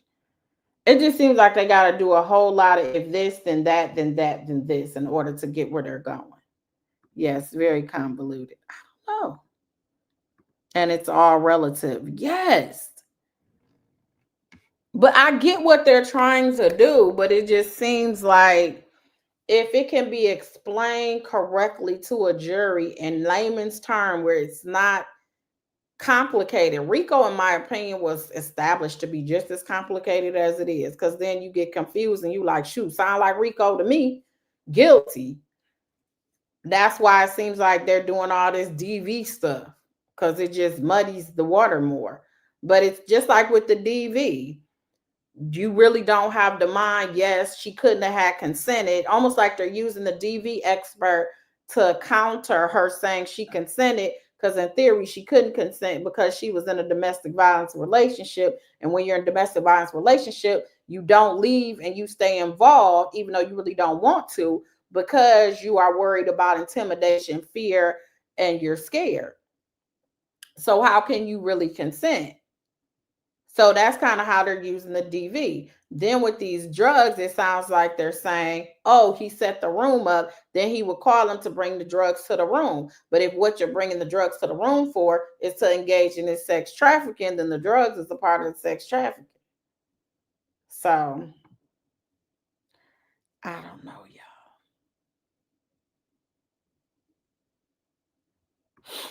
Pam, the appeal decision from February 2025 explains the RICO that might be closely related to the Diddy case. You talking about from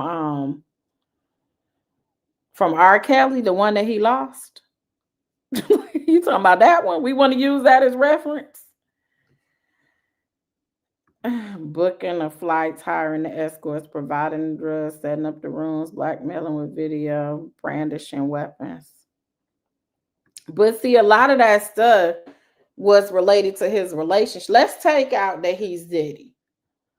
Let's just look at your average abuser that ain't Diddy, that doesn't have a dollar. How many of them do a lot of the stuff? Like, how many of them threaten you? Ain't no enterprise. They just trash. They threaten you. They may brandish guns. They may tell you what they're gonna do to your family. They threaten you if you gonna leave, what they're gonna do to you. They may say that's why you had revenge porn statutes come out, because there were people that would say, I'm gonna put this out. We see stuff that end up on Instagram and stuff that shouldn't be when people break up. People act, a lot of abusers don't have emotional intelligence at all. They don't have any type of anger management.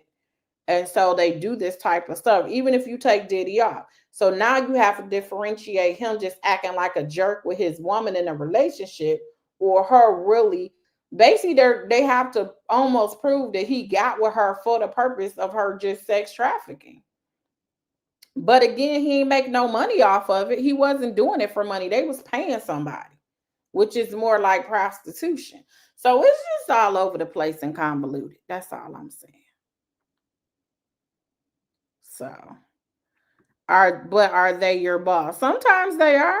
It's people that mess with their boss. She's not the first one who was with somebody that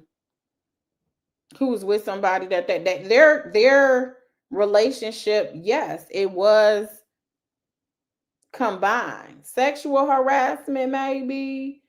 Like it was like overlapping. I agree with that. So are there other people who were in Bad Boy, who are recording artists, who was not his girlfriend, who did not have a relationship with him, who he was forcing to go to these rooms and engage in freak offs? Do you think they got people like that? Somebody who he signed and said, I'm never going to release your stuff until you come to this hotel room and you engage in these freak offs. That does not have the relationship component. So you can take away the consent because it wasn't a consent. That to me sounds more clear cut.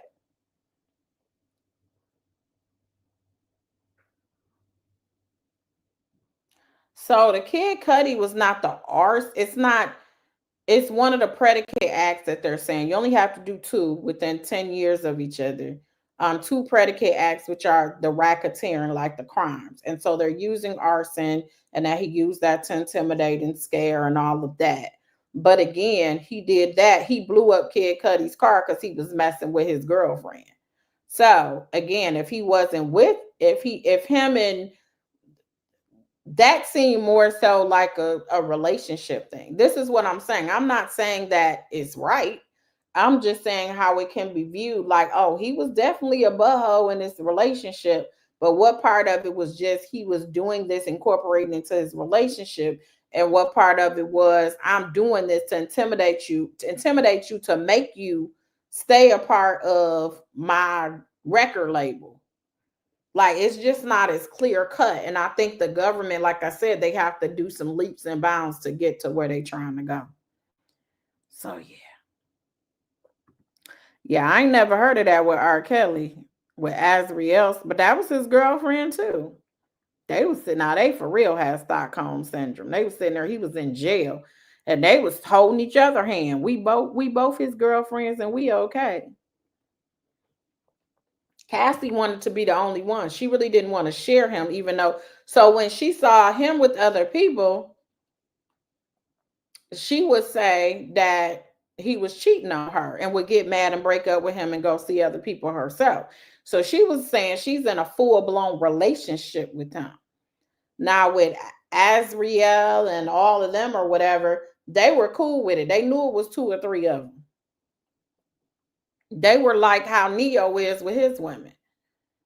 They all just agreed to share them instead of like consider it cheating. This is wild. David Gray said, and there has been other women who filed lawsuits against him for sexual assault, but didn't win their case. The industry is covered up for them. That's from David Gray. How will me, a victim, weigh into this? Could it be viewed as the only real relationship existed between he and Kim and all others with traffic? I'm really learning today. No, he had a relationship with Cassie. They were together. Him and Gina were together. Gina was on Tasha K, and she said that was her boyfriend.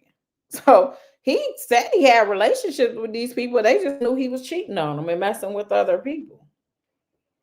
Kim was the only one I think that he probably had a bit more respect for. And the other women were willing to take more maybe than what Kim Porter was.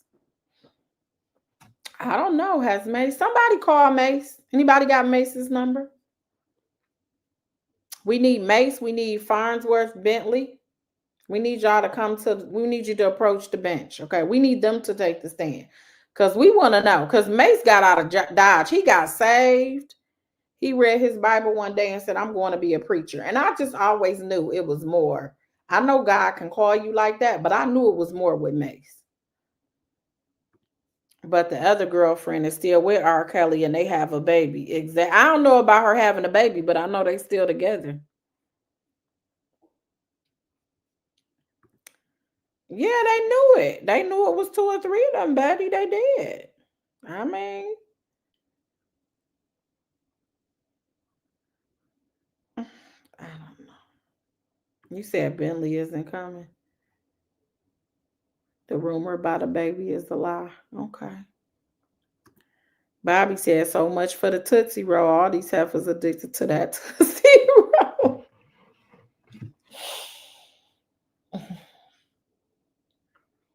I don't know. Thank you, a lady 747. I appreciate that. Power Dynamics said I have respect for Mace getting out with the quickness. He did get out quick. He got out when he was on top of his game. No one has seen Jocelyn, really. She probably got put out that house. Like, who paying for it? Who paying for it? Mace was saying on the podcast with him and Cameron, and they were asking if he was going to court, and he laughed. Oh, wow.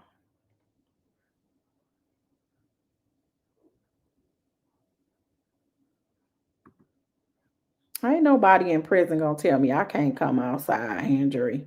Tell me you just saying that. I think that hotel video shows Cassie getting caught trying to steal drugs and money from Diddy. I've heard that too.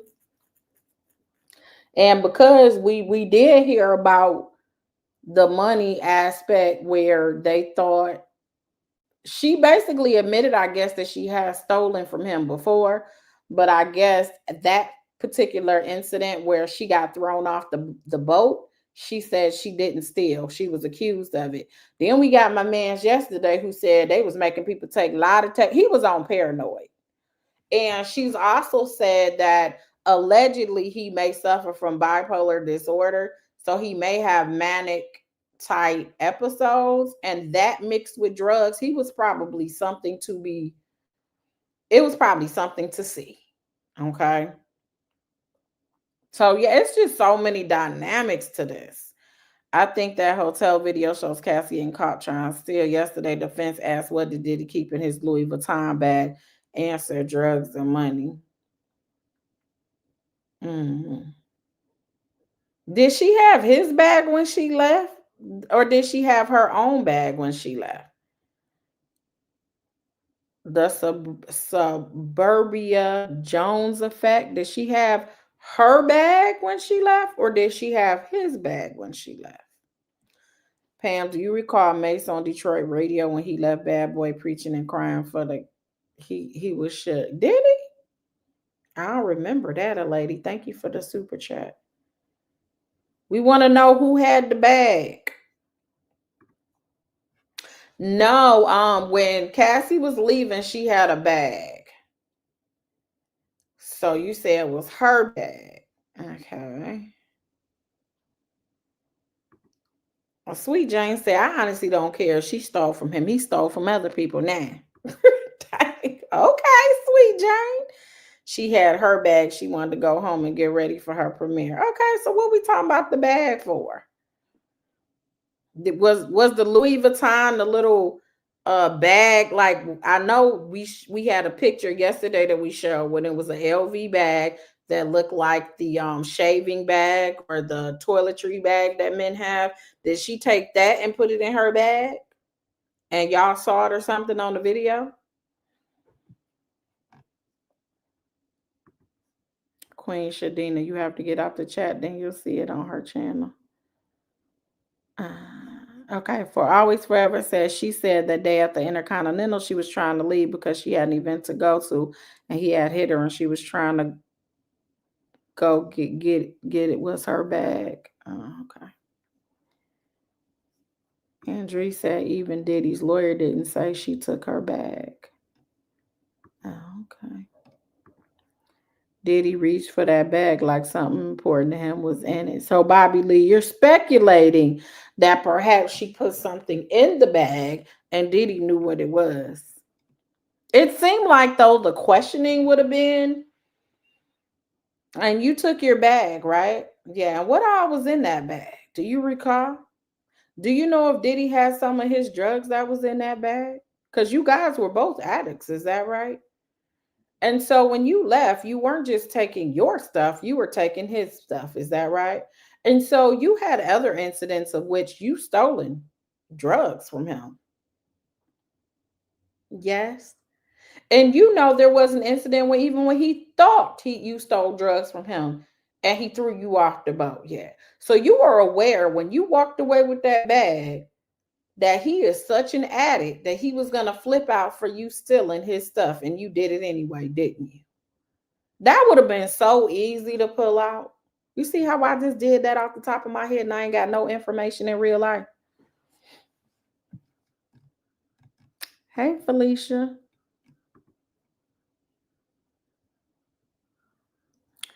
You said objection, drugs were not my clients, assume facts and the evidence. All she had to do was say yes or no. Overruled. What are you talking about? All you had to do was say no. Because did he have other things in the bag?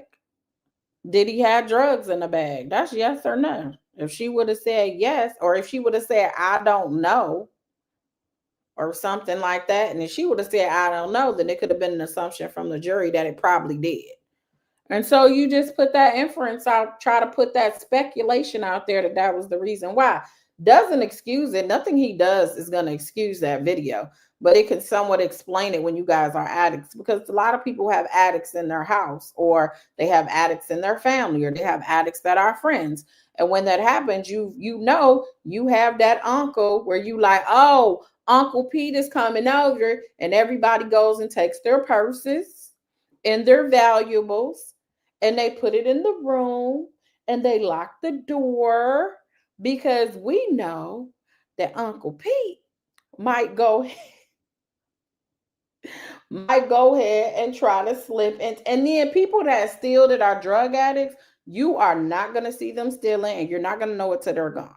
Okay. They have a different way of stealing. Like, you won't even see it. You know what I'm saying? You won't even see it. I remember somebody I know, they like stole a bag of bottles, stole a bag of bottles. You know how you can take the bottles back for 10 cents each? Bro, you could have just asked for the bottles. Like, that's it. So I'm just saying, so sometimes it happens. I'm just saying. Felicia said you ain't never lied about Uncle Pete. I'm just saying, we are family here, so we are related somehow. Somehow we are related, so we got the same people in our family. Just saying. We don't want to tempt them, right? That's what I'm saying. TT said cousin Carl steals everything and good at it. He gets on my nerves. My girl said they'll get boogers out your nose and jelly between your toes. Listen, because she explained, even with Diddy, he was trying to like wean himself off of drugs. He didn't want to be on drugs. He said that. Most people don't. And you try to wean yourself off, and you're going through withdrawals. And anybody that has seen someone go through withdrawals, it is terrible and it's painful. And it's painful even on the outside looking in at somebody going through withdrawals. And the only way to stop it is to take more drugs, unfortunately, in order to stop it, unless you go through the entire process and go through the pain. And a lot of people, they stop in the middle of their process and they'll go back and take some more, because that's why you have meth clinics. That's why you have, like she said, to this day, because she was on opiates, she has to take pills every day. I ain't gonna say for the rest of her life, but she has to take pills every single day in order to not be sick from the opiates. That's how much it changes your chemistry in your body. So, yeah. Andrew said, my mama told us to hide all the knives and forks under our mattress when her cousin came over, because she had a nasty habit of coming over and beating the brakes off her husband and cutting him up. Listen, we all got interesting family members. That's all I'm saying. Yeah. Zeta said, I had an addict family member ask to move in with me. I said no, and she slandered the hell out of me. I bet she did. I bet she did. Wait, didn't they say the oil was spiked with something? That's what the internet was saying. However, Cassie testified that there was nothing in the baby oil. The only thing in the baby oil was the baby oil, okay? The nice sweet smell of the baby powder from Johnson and Johnson. She said that he just liked the bodies glistening. That's all it was. And when it rubbed off, when the friction was going on the sheets or on the bodies or whatever, when it rubbed off, he wanted more. Did he like to see glistening all over people's bodies? All right. And so that's why they could go through a bottle of baby oil in one round. Because baby oil soaks into your skin. It's not going to always glisten. You know, I guess Vaseline, which lasts a little bit longer, it probably was a bit too sliding off or something. I don't know. But baby oil, you definitely going to keep putting that on because it does soak into your skin.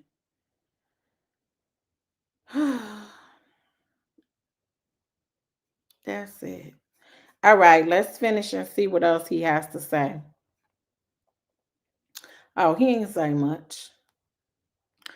So the only last part of it was in Miami. This is Mr. Kaplan, the assistant speaking. Mr. Combs asked me to call a person. He came and gave me a bag of pills, MDMA. I gave him cash. I gave him the pills to Mr. Combs. And then they said, what about in LA? I went out and met the person in Hollywood. I gave money. He gave me a bag. So then the judge said, we'll break for the day.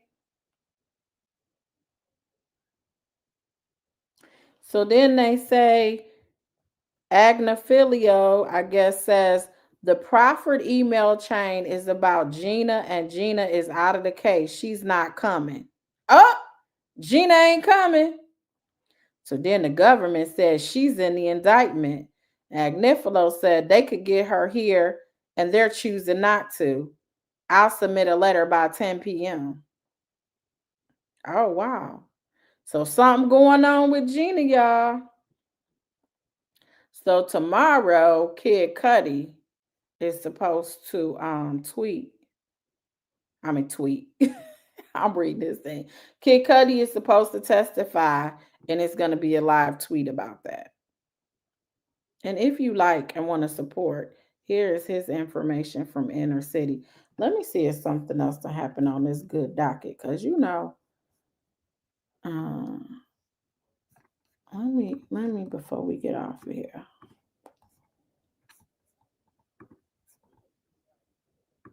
I was looking at the Thalia Graves situation here, but ain't nothing happened in her case because I was trying to see why Gloria Allred was there. I know why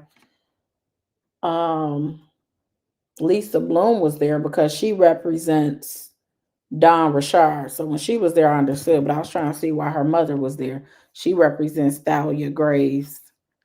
Okay, let's see if anything hit the docket because it looked like they was arguing. Yeah, it was a sealed document. Darn it. They had a sealed document. That's it. So we can't see it. But make sure you guys hit that. Lawyer already represents Jane Doe too. Does he? Does she? Okay. People seem to be folding like a deck of cards. So the defense wants Gina to testify. It wouldn't that be interesting? Gina was talking on Tasha K though, and she wasn't saying nice things. But she probably will say, maybe she will say that it was consensual. I don't know. And she don't feel like she was abused. This is something she chose to do. I don't know. Zeta said he said the trial is draining and he wants sessions like Diddy. Some will heat the bed. You know what? Raynette said Jane Doe too is the one that Diddy forced the pill down her throat and checked under her tongue to make sure she swallowed it. Who is that? You have to refresh me. It was so many lawsuits. I'm not remembering. Took what pill? Like drugs? Like forced her to take drugs and then had some type of intercourse with her or something? What? Jane told two alleges Diddy had her have X with Kim while he. Where you getting this information from right now? It was ecstasy. Girl, where did you get this from? They saying Daphne Joyce.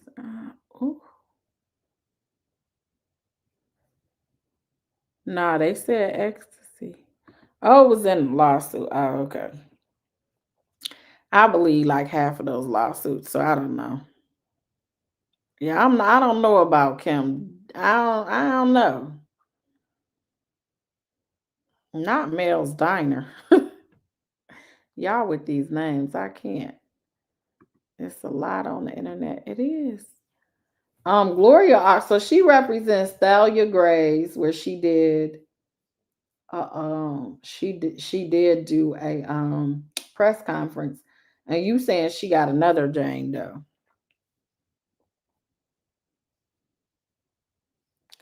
Yeah, I never heard of that. I never have right now. I gotta look at that one. I literally stopped looking at a lot of these lawsuits, especially when Busby was filing them every 2 days.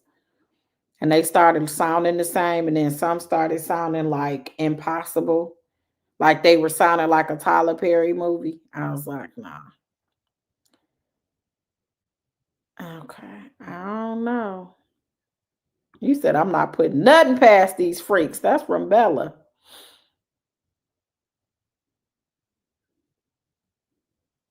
I don't know. No, I know it's glorious if you say it is, but I'm saying I stopped paying attention to a lot of these lawsuits when Busby started filing them. And I'm gonna be honest with you as well. Gloria and her daughter are kind of they're known for being advocates. I'm not gonna say met her, but like spoke to her when she was at the court in California when I was covering Tory Lanez. It's a whole nother situation. And she kind of was like, yeah, the women gotta stick together. So she definitely is like a pro woman person. She's built her whole law firm on doing advocating for women, and she still comes to court because she was there. She had her driver when she pulled up. She got out, had her little bag and stuff. She's still out here trying to do her thing. You said Gloria is so weighted down with Case until she bent over. She is. She walks bent over. She does. She sure does. You said TT said some of these things I hear he did makes me want to take a shower. Bond's recent interview, he said that Diddy did a good job with separating his entities. When Bond started working directly with Ciroc, Puff stopped talking to him about anything personal. That's from Sasha Bell for him. Maybe he need to call Bonds. They're putting on a case too. So they did say they're going to need a week for their own witnesses. So the last couple of weeks is supposed to be for, I guess, the defense. Because the government is going to cross.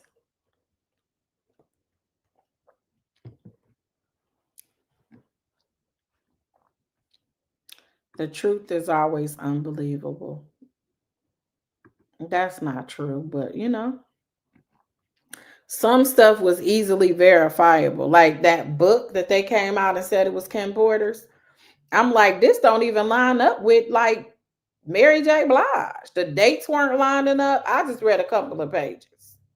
So am I like shocked that some people live certain ways? No, I've seen a lot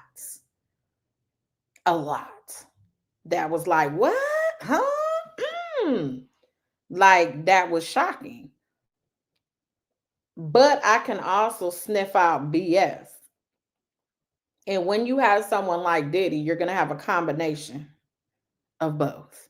You're going to have some that probably has some truth to it, and you're going to have some that is a whole lie.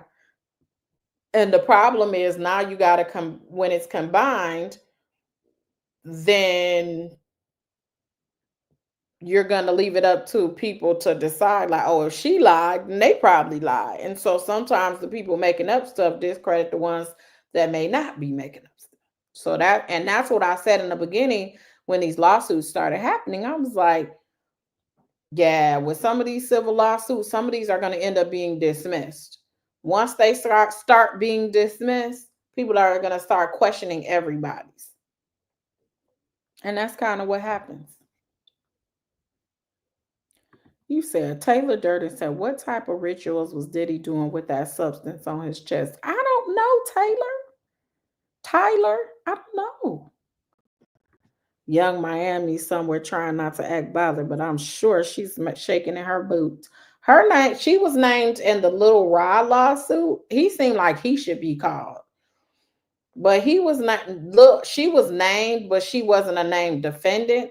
They were alleging her cousin actually, I guess, assaulted Little Rod in the bathroom, but she was allegedly there. So they were saying Young Miami. I have a question. Why do you think Cassie's husband didn't back down from Diddy like Cuddy? That's a good question.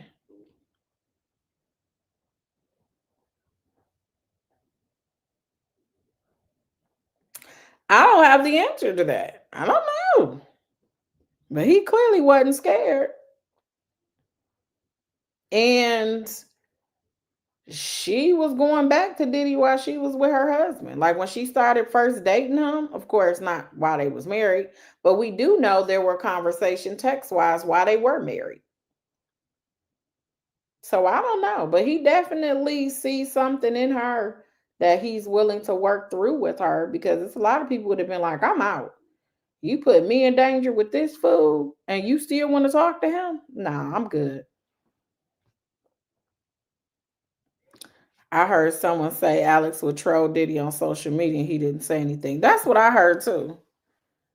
He would get up under posts. He would say certain things about him. Alex did care. I don't know. You said the power of real love. Why is that called real love, though? So Alex took emotional abuse. Alex took her cheating on him. Alex took what comes with a drug addict to be with her. Why is he not considered that he's trauma bonding or doing something instead of being like this real knight in shining armor? Because clearly you allow the same, a lot of the stuff that Diddy was doing to her, you was allowing to yourself. Why is he a hero? I'm just saying. Y'all help me understand.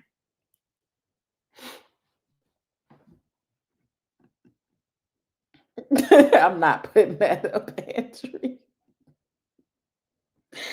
Terry B said Alex may know some Diddy skeletons.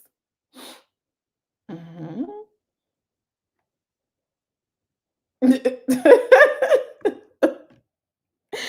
Call me darling. Said, let me find out Alex come from a mob family. Zeta said Alex is like Kevin Federline. He know much. Now Kevin Federline hit the biggest lick of the century. Okay, he was just a dancer, probably getting paid $20 an hour. No, probably getting paid $500 to $1,000 a show, and then you turn around and get with the star. Make sure you get her pregnant, leave her, and then get custody because she got some mental health issues. Then you end up getting custody of the two kids, and then you get to get paid ridiculous amount of child support every month, to the point where we didn't even hear about Alex. Federline no more. We ain't hear about him no more. Kevin, like Kevin who? He ain't have to go there. His job was taking care of Britney Spears' kids. That was his job. Now he did hit a lick.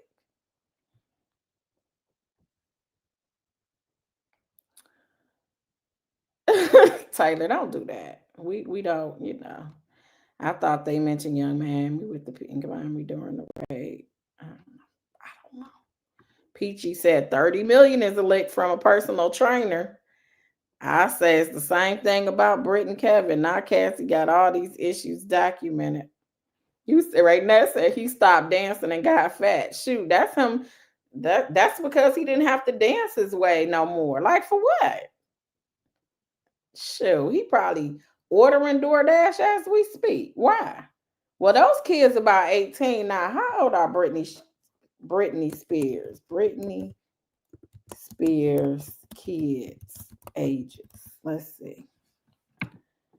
Okay, so one of them is 19. One was born September 14th of 05, and one is born September 12th. September 12th of 2006.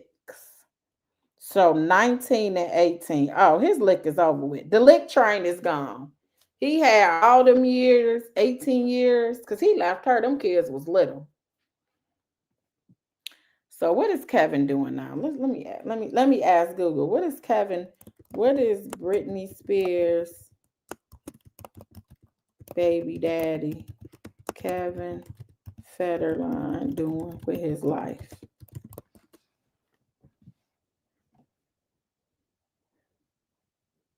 Oh, he married. Wait a minute. They say. Let me pull it up. Hold on. So you guys can read along with me, so we can see what Kevin Federline is doing with his life. Okay. Kevin Federline, formerly married to Britney Spears, is currently living in Hawaii with his wife. You know, Hawaii is expensive as heck. So he must have saved some of that money. Victoria Prince and their children. He is the DJ, dancer, and actor, and was most known for his marriage to Spears. Britney Spears stopped paying child support to Federline in November of 2024, which has ended a 17-year period of payment. What? Not that actually made news that she stopped paying child support November 20. You know, everybody thought he hit a lick. If Google is gonna put, oh, she stopped paying child support November 2024. Okay, let's look this up. Hold on. Spears has been paying child support. This is him. Oh, wait, she was paying some good money. According to TMZ, of course they knew, Spears will finally be done paying child support to her ex-husband Federline this Friday by sending the last $10,000 to DJ. Earlier this month, Spears paid $10,000, and this final payment will conclude her financial obligation, bringing her bi-monthly payments made on behalf of their son, Jaden, who turned 18 2 months ago, to a close. The arrangement followed a legal dispute between Britney's attorney, Laura Wasser, and Federline lawyer, Mark Vincent Kaplan, over the payment terms. The two sides eventually reached an agreement to end child support payments in November, coinciding with Jason's high school graduation. When Spears and Federline divorced in 2007. So literally, she had these kids and then they divorced. The original agreement required her to pay him $20,000 per month.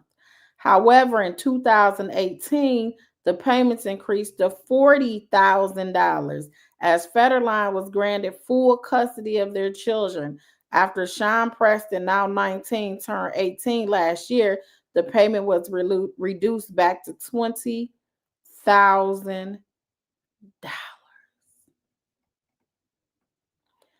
Spears has been paying child support to Federline for the care of the kids for the past 17 years, which has reportedly accrued to a total of $5 million. A source told the Daily Mail that the cessation of the payments is sure to leave a sour taste in Federline's mouth, as it'll mean he'll struggle to maintain his lifestyle. The amount of money Britney has given Kevin for the two boys is extraordinary, and it is enough for any man to support an entire family, which is what she believes he has done. Federline currently lives in Hawaii with his current wife, Victoria Prince, and his 4 other children, 2 of whom he fathered with Prince and 2 with his ex-fiancee, Shar Jackson. Remember, he was with Shar Jackson from Moesha before he got with Britney. So I kind of wasn't feeling sorry for Britney, but you know. The DJ has also denied that he moved to the state to take advantage of a legal loophole that would extend the singer's child support payment. Wow. So he was trying to move to Hawaii because they must extend it there. That is crazy. But just imagine Britney Spears, like her career where she wasn't touring and doing all that has been years. She must have made a whole lot of money. She must have had some great contracts and some great people on her team to be able to afford to pay him $40,000 per month. She had to have been like she was making some good money. Like she had dials, she had her concerts, she had shows, she had a lot going on, but she didn't work a lot of those years because she had the mental health problems. But you forgot about Shar? How can you? He wanted Brittany to pay for his other 4 kids with his wife. Yeah, hell no. Okay. All right, y'all. We done got into everybody's business, and we got into Diddy's business. We just got into Brittany's business. We got into Hugh Hefner's business, and so I think now it's time for us to mind our own business. So with that, I am going to try to get the transcript for tomorrow. Thank you guys for all the cash apps and the super chats and supporting the channel. And I'm gonna let y'all go. Okay. All right. I hope you guys enjoyed the platform. Let me know that you enjoyed it by hitting that like button and subscribing to the channel if you haven't done so already. And we'll be back tomorrow. It'll probably be tomorrow evening. So put it on your calendar and I'll holler at you next time. KK, bye-bye.